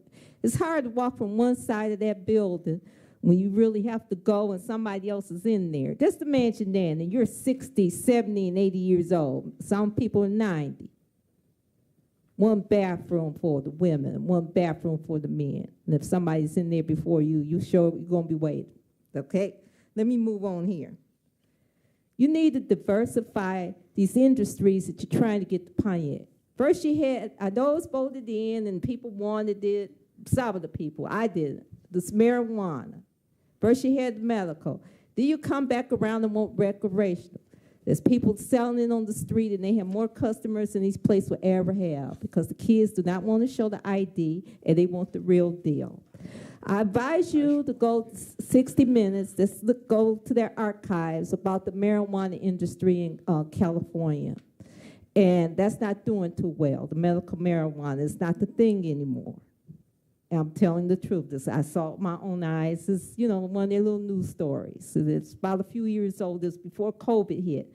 And basically, they want to go to the people that's selling it on the side. They don't go to the places because you got to show the ID. This is like the film industry. The film industry. Oh, we're going to make movies here. Where is it now? Film industry. The marijuana industry is going to be the same thing. I remember Pontiac, you used to couldn't get downtown on the Saturday. They had stores down there. I was a kid. Pontiac has changed. The other thing, you depend on one industry. Everybody, most of the people's parents at that time worked at the plant. It was just General Motors here. What they do, get up and leave. So Pontiac, you're going to have to diversify what you have here. You're going to have to think out of the box. Going to have to do something better than what you're doing now. I mean, because I hate to see everybody going to be high, people drinking and driving high. You're going to have people die. If people think I'm a joke, no, I'm not a joke. I've seen this. So I don't know what to say. I talk to them blue in the face, and it seems like nobody's listening. Just like in this room, you put the public comment. People come here at 6 o'clock, here it is 9 o'clock, and we just now get to speak. It's hard sitting here just listening to you all for 3 hours. You're born, I fell asleep on you, to tell you the truth. I could hear you, but sitting there 3 hours that you work all day, that's not fair. Move that up to close to 7 o'clock. Next person for public comment would be Dr. Deidre Waterman. She is no longer here, so the next person will be Kathy Desero.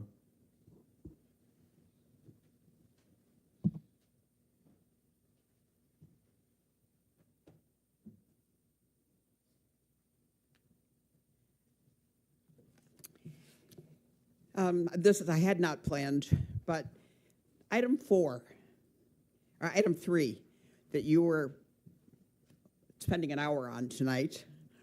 I'm a relatively well-educated human being, and I was so lost in those weeds, the minnows couldn't get in and out. I don't think anybody in this room followed everything that happened with 3 tonight. And so next week, when it comes back out, please do a better explanation. I know there were a lot of amendments and a lot got lost in the legalese, but it really was pretty cloudy. When we are talking about contractors and you're talking about specialist contractors, don't forget black mold. There's a huge amount of black mold in some of these houses in Pontiac, and that is a specialization that needs to be looked at. Walton Boulevard, I hate to do this to Mr. Cooley, but it's a cavern again down by the charter school. Really bad place down there that really needs to be looked at. Last week, I was watching on streaming, and what happens occasionally, and I've noticed it before, is that the camera will freeze, and you've moved on 3 people, but we're still looking 3 people back. That's not who's talking any longer, and it's very disconcerting, very difficult to follow. It kind of should be looked at to see, because it's not the first time that I noticed it happening. And in general, it's better, but that's happened maybe 3 times now since I've been out sick. And so it's hard to listen to. I see a picture of Deidre Waterman standing here, but Mikhail Goodman's talking. It's very odd. And one last thing, they did come out and do something with the lights on Walton Boulevard that we have begged and pleaded, but they are orange. They're like filament lights. So they don't really give us the light that we need to see, to turn onto and off of Walton. And because pedestrians use that whole stretch in there as a crosswalk when there isn't one, we very often are close to killing somebody in that middle lane, and we can't see. There's just still not enough light. They've done something, but it's very orange, and it looks like filaments have been brightened, but not light bulbs. But we thank you. Thank you. Next person will be Tamika Ramsey.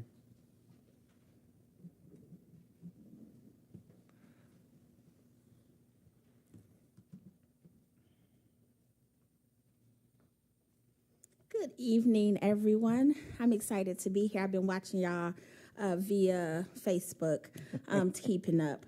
So I came for a couple of different reasons, but first of all, I am here on behalf of T. Ramsey and Associates.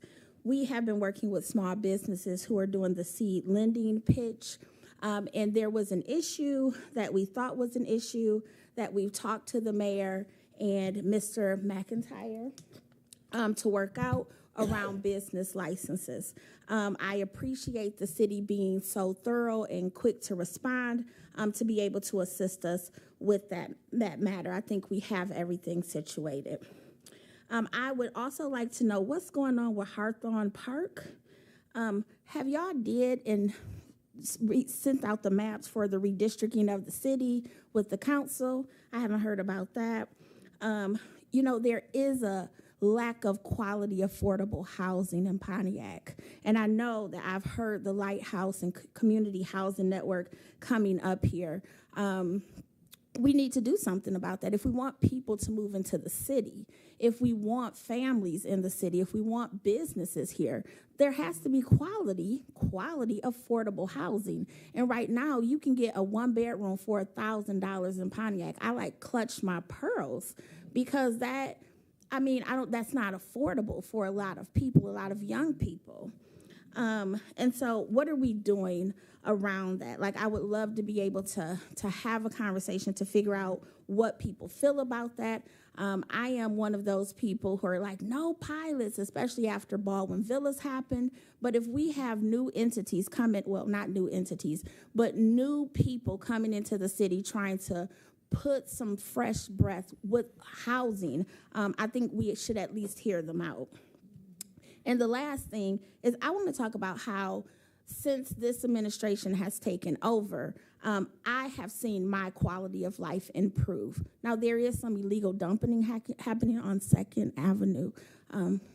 Councilwoman James, there's a couch. But other than that, I just wanted to give kudos to Alex Boingesser because I can see the work that she is doing in this community, the grants that she's writing, the commitment to a city she doesn't live in.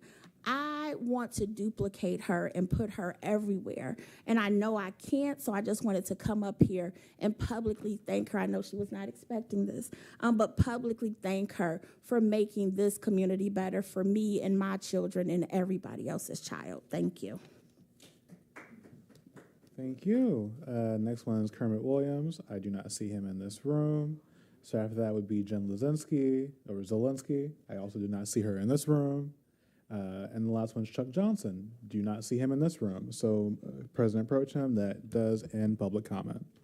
Thank you, Councilman Goodman, and also thank you for taking care of agenda address as well as public comment tonight.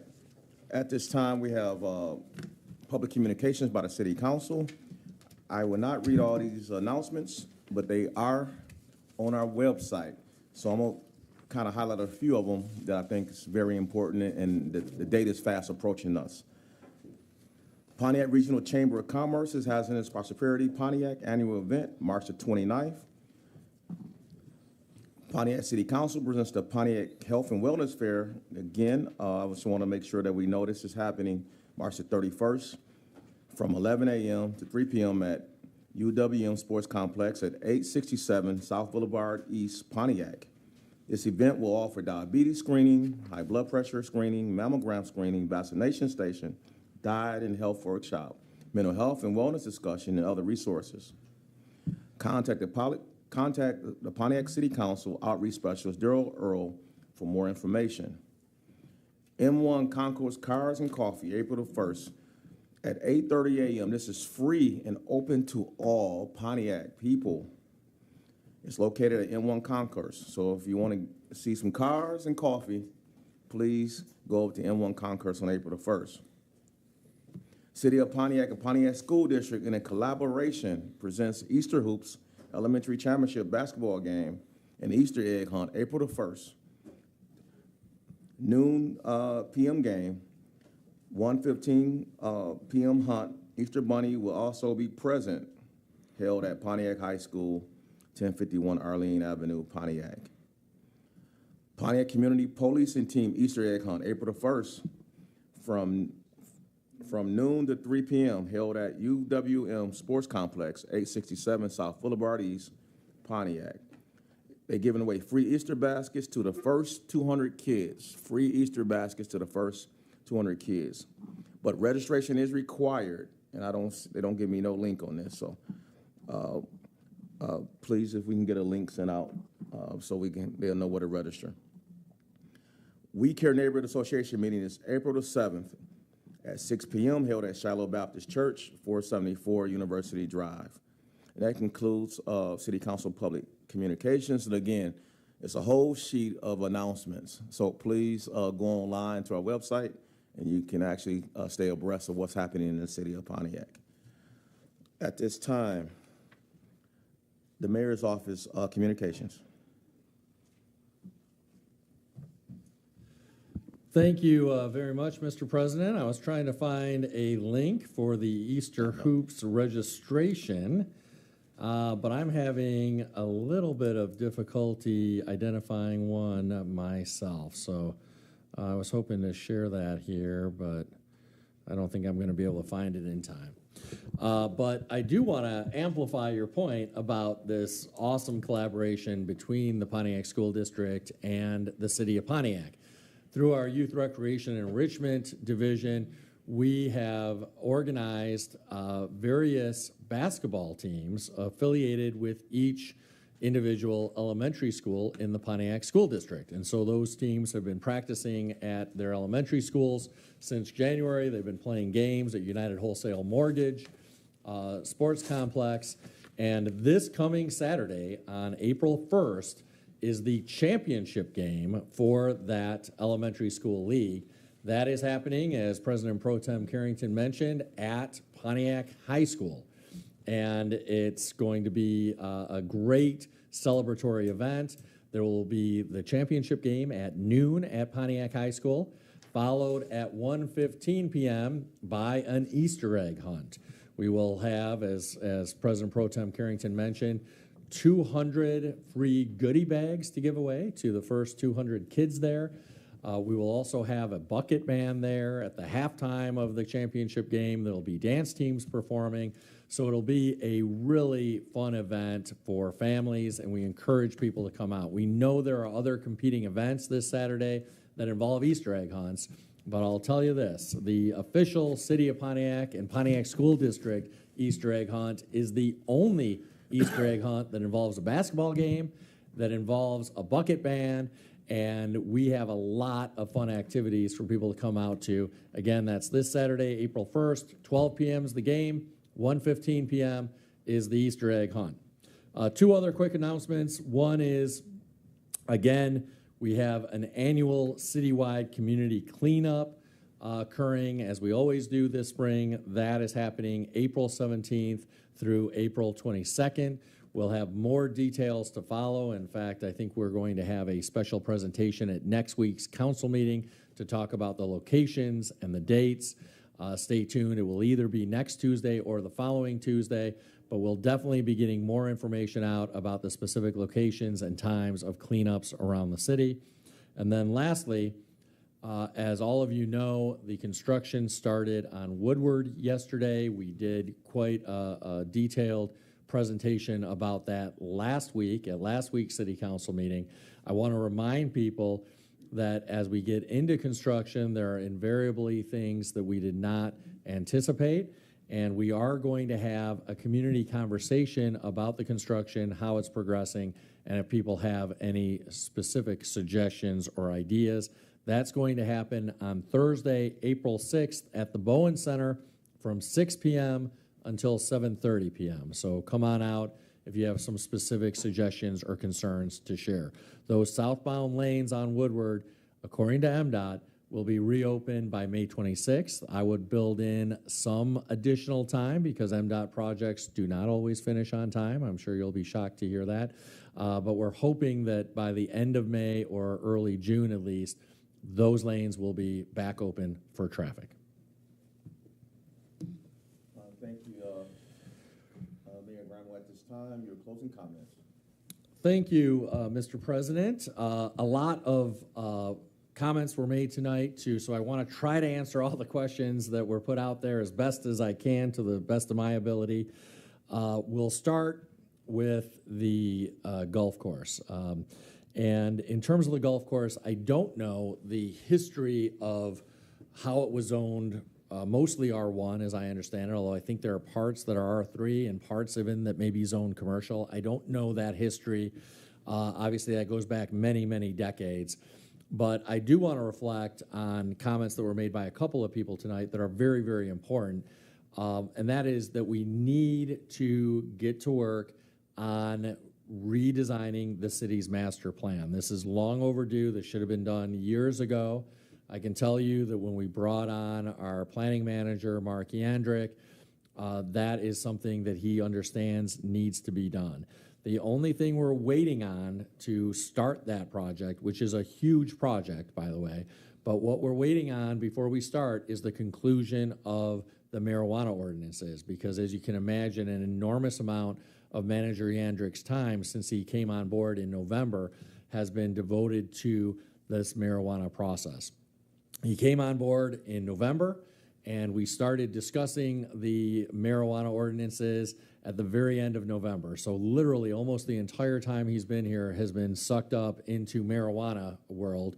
But as we hopefully near conclusion on that, hopefully at this point next week, we'll see, then we're going to dive into what will be a many months long process of taking a look at the master plan and making comprehensive revisions and changes to it so that we're best situated to move forward as a community in a way where development actually benefits the community and actually makes sense for residents and businesses alike. So stay tuned. That's probably a process that's going to take at least 9 months, maybe even a year. And it will probably involve not just Manager Yandrick and some of his employees now that he's built out that division, but also some consultants are likely to be involved in that potentially. So stay tuned, but that's going to be a massive undertaking where we will be soliciting public comment, public input at lots of opportunities. So we will definitely be setting up town halls. We'll definitely be setting up listening sessions because we want to hear from you, our residents, about what that master plan should look like. So that's number one.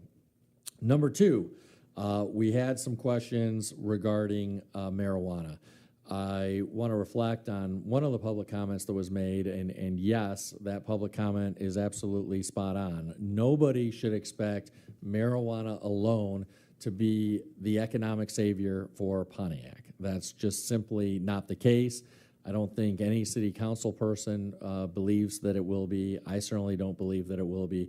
It's simply one additional loud industry that, along with many other industries and along with many other economic activities, should help us create jobs, generate economic activity. But there is no one industry, no one business that's going to do everything we want economically for the city. So diversification of the economy is key, but part of diversifying the economy is allowing for recreational marijuana. I'll also note that one of the pluses to marijuana, as was also alluded to, is allowing for community benefits. And we didn't get to answering that question during the marijuana agenda items, but it's very important that we have clear guidelines around community benefits. And my understanding, based on conversations with the city clerk, is that that is one additional item that will need to be addressed by city council before the application window opens for recreational marijuana applications to be filed with the clerk's office. So yes, there will be additional action required by city council in the context of marijuana community benefits to really define what that process looks like, what kinds of community benefits are desired, and how that will be scored and quantified in the context of the applications. In terms of bathrooms at the senior center, yes, we take this very seriously. We want to get those bathrooms open as soon as possible. I will just note that there are bathrooms available at both senior centers. In our conversations with seniors, there can be 2-minute waits or 3-minute waits, but the seniors we've spoken with have said that it's very manageable. And this process takes time. Everybody has said that we need to renovate the senior centers.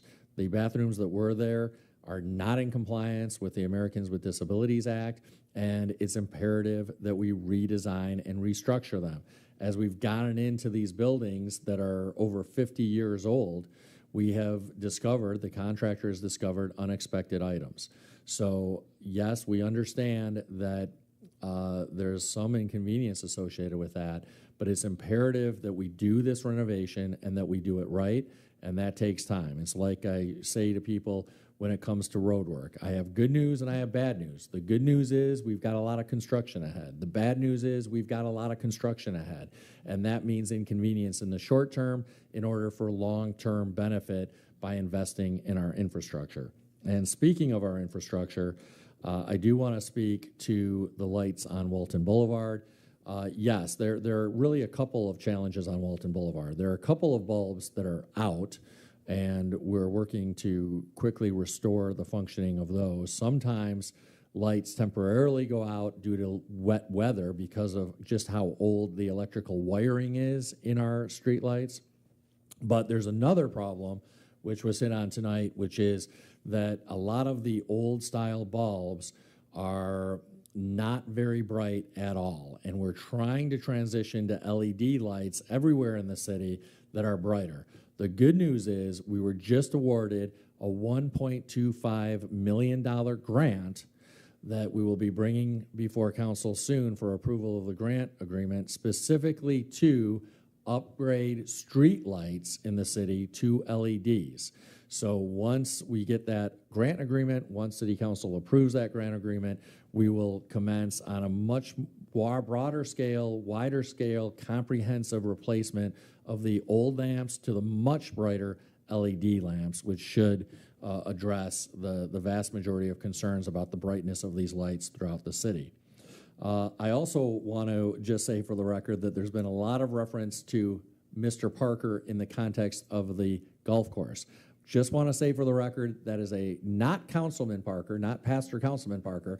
It is some other Mr. Parker. I don't know exactly who he is, but I understand he owns the golf course. So I just want to be clear that when people talk about Mr. Parker selling the golf course for $6 million, they are not talking about the man next to me, my friend, Pastor Councilman Parker. They're talking about another individual. So I wanted to make that clear. And then let's see here. I think I've covered all of the major points I wanted to touch on. I did hear a reference, I think, to redistricting the city council districts, if I understood that correctly. And yes, now that we're through the census, ultimately before the next city council election, those boundaries will have to be redistricted. That will have to be done before 2025, when the next city council election is. That will be an intensive process that will involve the city clerk's office, and that's something that needs to be done roughly every 10 years after the decennial census that takes place, just as county commission seats are redistricted, just as state house seats are redistricted, and just as state senate seats are redistricted. But that is not urgent in the sense that it just has to happen before the 2025 election. Obviously, the clerk's office has their hands full right now with marijuana things and will become even busier once the ordinance is in place in terms of the scoring.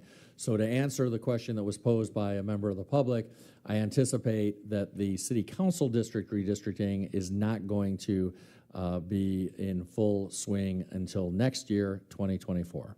And that's all I have, Mr. President. Thank you, Mayor Bramwell. At this time, Clerk Doyle, any closing comments? Thank you, Mr. President. I was going to touch on the last thing that the mayor said, and that's correct. So we plan to kick off the redistricting process either late this year or in 2024. But we did redistrict as it relates to voting precincts, and that information was shared with voters during the last year, during 2022. So you got a new voter registration card.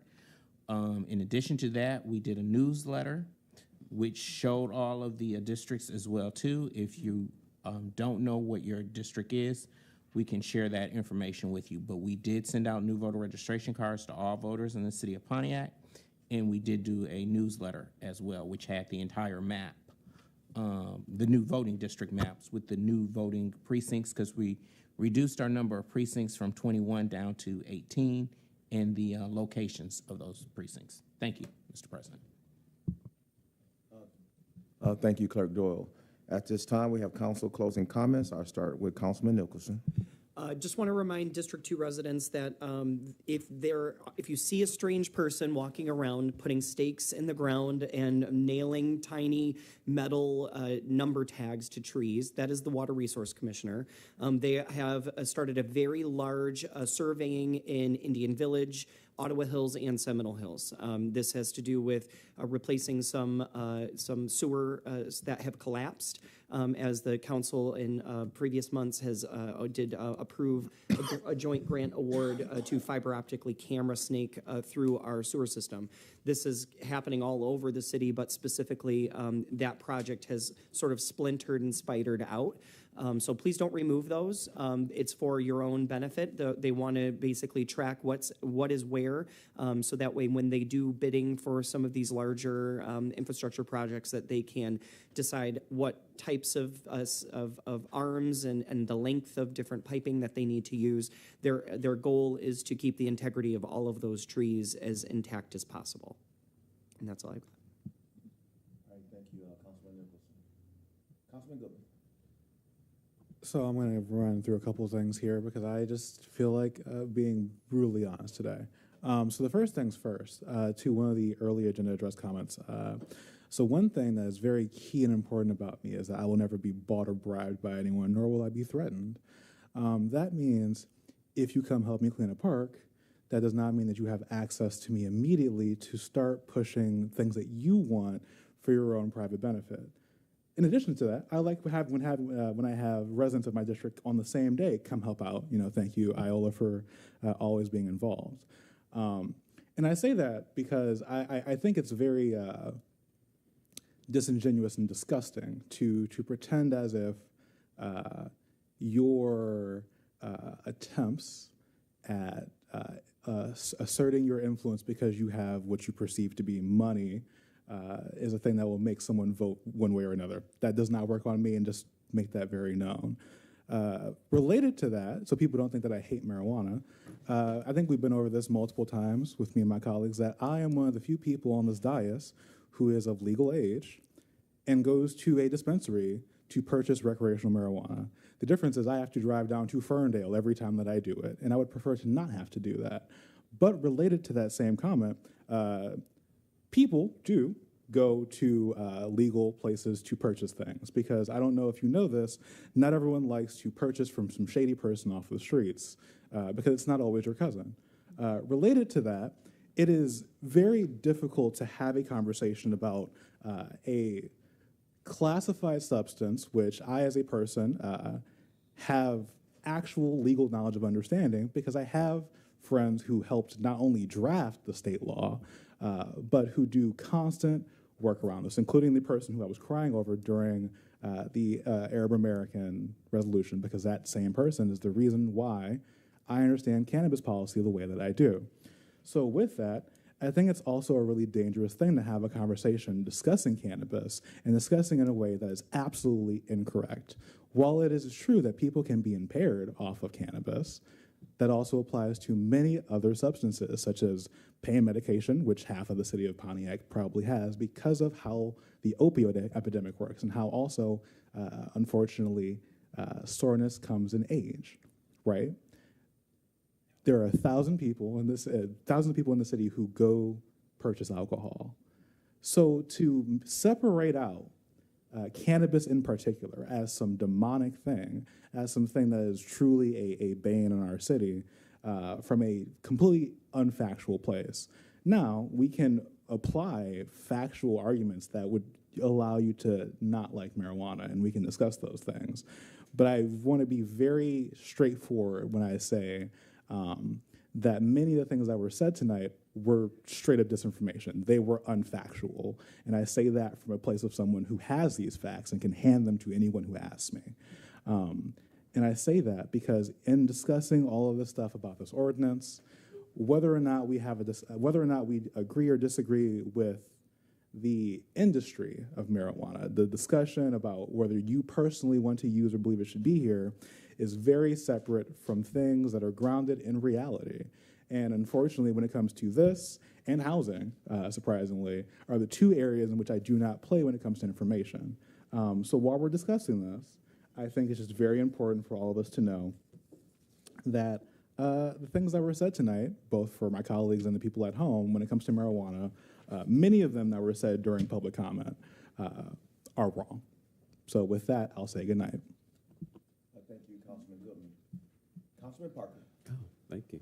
Thank you, Brother President Pro Tem. First, I want to just thank all of our council today for I know it was a long evening, and I know we've had some tough decisions to make, and I just want to thank them for continuing to try to do what's best for the city.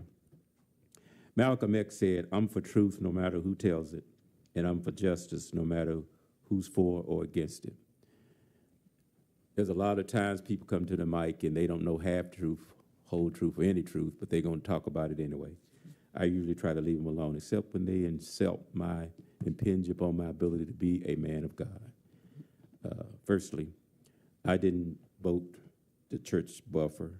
The previous council did. If you've been listening to council when it came up, I was questioning how we got to that because it was being changed. And so if you're going to talk about me, please come correct. I can take criticism, but I hate when people lie just to get their point across. Thank you for reminding me that I am still a member of the Golden Opportunity Club. I need to get there some Tuesdays. I know y'all meet. I've been meeting. I have popped in, but not stayed long enough to participate. So thank you for reminding me of that. In regards to the lights on Walton, me and Mr. Cooley continue to have conversations about the lights on Walton, and we've been trying to get those repaired as quickly as possible. Concerning the cable system and our cable system, I've found that, particularly in our area, since you're in District 5, that there's been some ongoing issues. If you're with Xfinity, they're upgrading their system. There's been some ongoing problems with it, because I know mine keep going in and out occasionally, and so I know that's what they're doing. So before we check out, I know we're upgrading our system here as well, but please check the system where you're residing at. And finally, I want to remind everybody in District 5 that our CDC meeting will be April 13th at 6 p.m. in the City Hall's Lions Den. We had our meeting in March and nobody came, so if you don't want to come, that's fine. But no, you didn't. Well, you and I did, but nobody else came. And so if you don't want to have the meeting, that's fine. It'll give me something. I got other stuff I could be doing. But we do invite guests based on the needs that you say you have, and they do come. So please don't be disrespectful to the guests by not coming. Amen. And with that, I'll say good evening. Thank you, Councilman Parker. Councilwoman James. Yes, I just have one announcement, or not an announcement. I just want to say to the Weaver School neighborhood that came out tonight and were here on last week to talk about the Carlisle townhouses and the zoning change that's before us, that I really want to say that it's a wonderful thing to see residents getting involved in their community. And you have every right to do that. You have every right to come and to talk about, what is important to you. So I just want to commend you, regardless of how this comes out. I want to commend you for being the kind of residents that get involved and take a stand. So kudos to you. And also, really, all of you in the audience who have come up and you tell us things that we need to hear. I appreciate that. I appreciate my friend, Ms. Wright, her interest in the golf course and just the information, taking the time to research and to share with us, because nobody up here knows it all and nobody out there knows it all. So it's good to see us willing to talk to each other and to share information. So it helps to make our city a better city. When we listen to each other, we're able to talk to each other, and we're able to respect each other. So with that, good night. Thank you, Councilwoman James. Just like to open and say good evening, everyone. And I actually like to thank everyone for sitting through, like people said, 3 hours of our meeting. But it's a lot on the docket. And if we wasn't trying to move some of this stuff forward, it'll be said that why you're not doing anything. So I'm definitely ask this community to be patient with some of these long meetings, because it is so much to get done in a short amount of time, especially concerning opera funds. So we have a lot on our plate. So we try to be efficient and at the same time make sure that we get a lot of things done for this city. And, sometimes these meetings are very long. So I just ask you to be understanding of that. It was a statement that was made about the camera being still. So the staff moves the camera themselves. So someone had actually be at the controller. If that person walks away for a minute, then there's no one at the controller to move the camera. So that's one of the issues why the camera is no movement in the camera. Also, before I forget, there was another comment about buffer. And I'm gonna try to answer that question because I don't necessarily have it right here in my hand, and I don't think I can find it in a couple of seconds to actually read it to you. But from my understanding, there isn't a buffer for dispensary, no buffer for dispensaries, but there's a 250-foot buffer for processing and growing. And I'm not looking at it, so I'm trying to go off the top of my head. So if I'm wrong, I can address it at a later date, which I can email it or you can call me, and I can give you the appropriate buffer zone. In saying that, I don't have a lot tonight. I just want to thank my colleagues. Yes, it's a lot of amendments, but I really think that everybody got a little bit of what they want in that marijuana ordinance. And I'm from the sound mind that you don't win everything. You take up a fight that you can win, and you give some when you don't want to give. It's about compromising with your colleagues. And that ordinance actually is a sense of compromising, not only with the seven council people, but also with the administration to do what's best for the city of Pontiac. So I'm actually proud of the work that this council has done on the zoning amendment as well as on the marijuana business amendment. And I look forward for we getting finalized in this next week. So again, good night. Can I get a motion to adjourn? So moved. Support. It's been moved by Councilman Parker and supported by Councilman Goodman that we adjourn. Discussion, hearing none. Roll call. Clerk Doyle. Carrington, Yes. Goodman, Yes. James, Yes. Nicholson, Yes. Parker. Yes. 5 yeas, no nays. Adjourned at 9:33. Adjournment is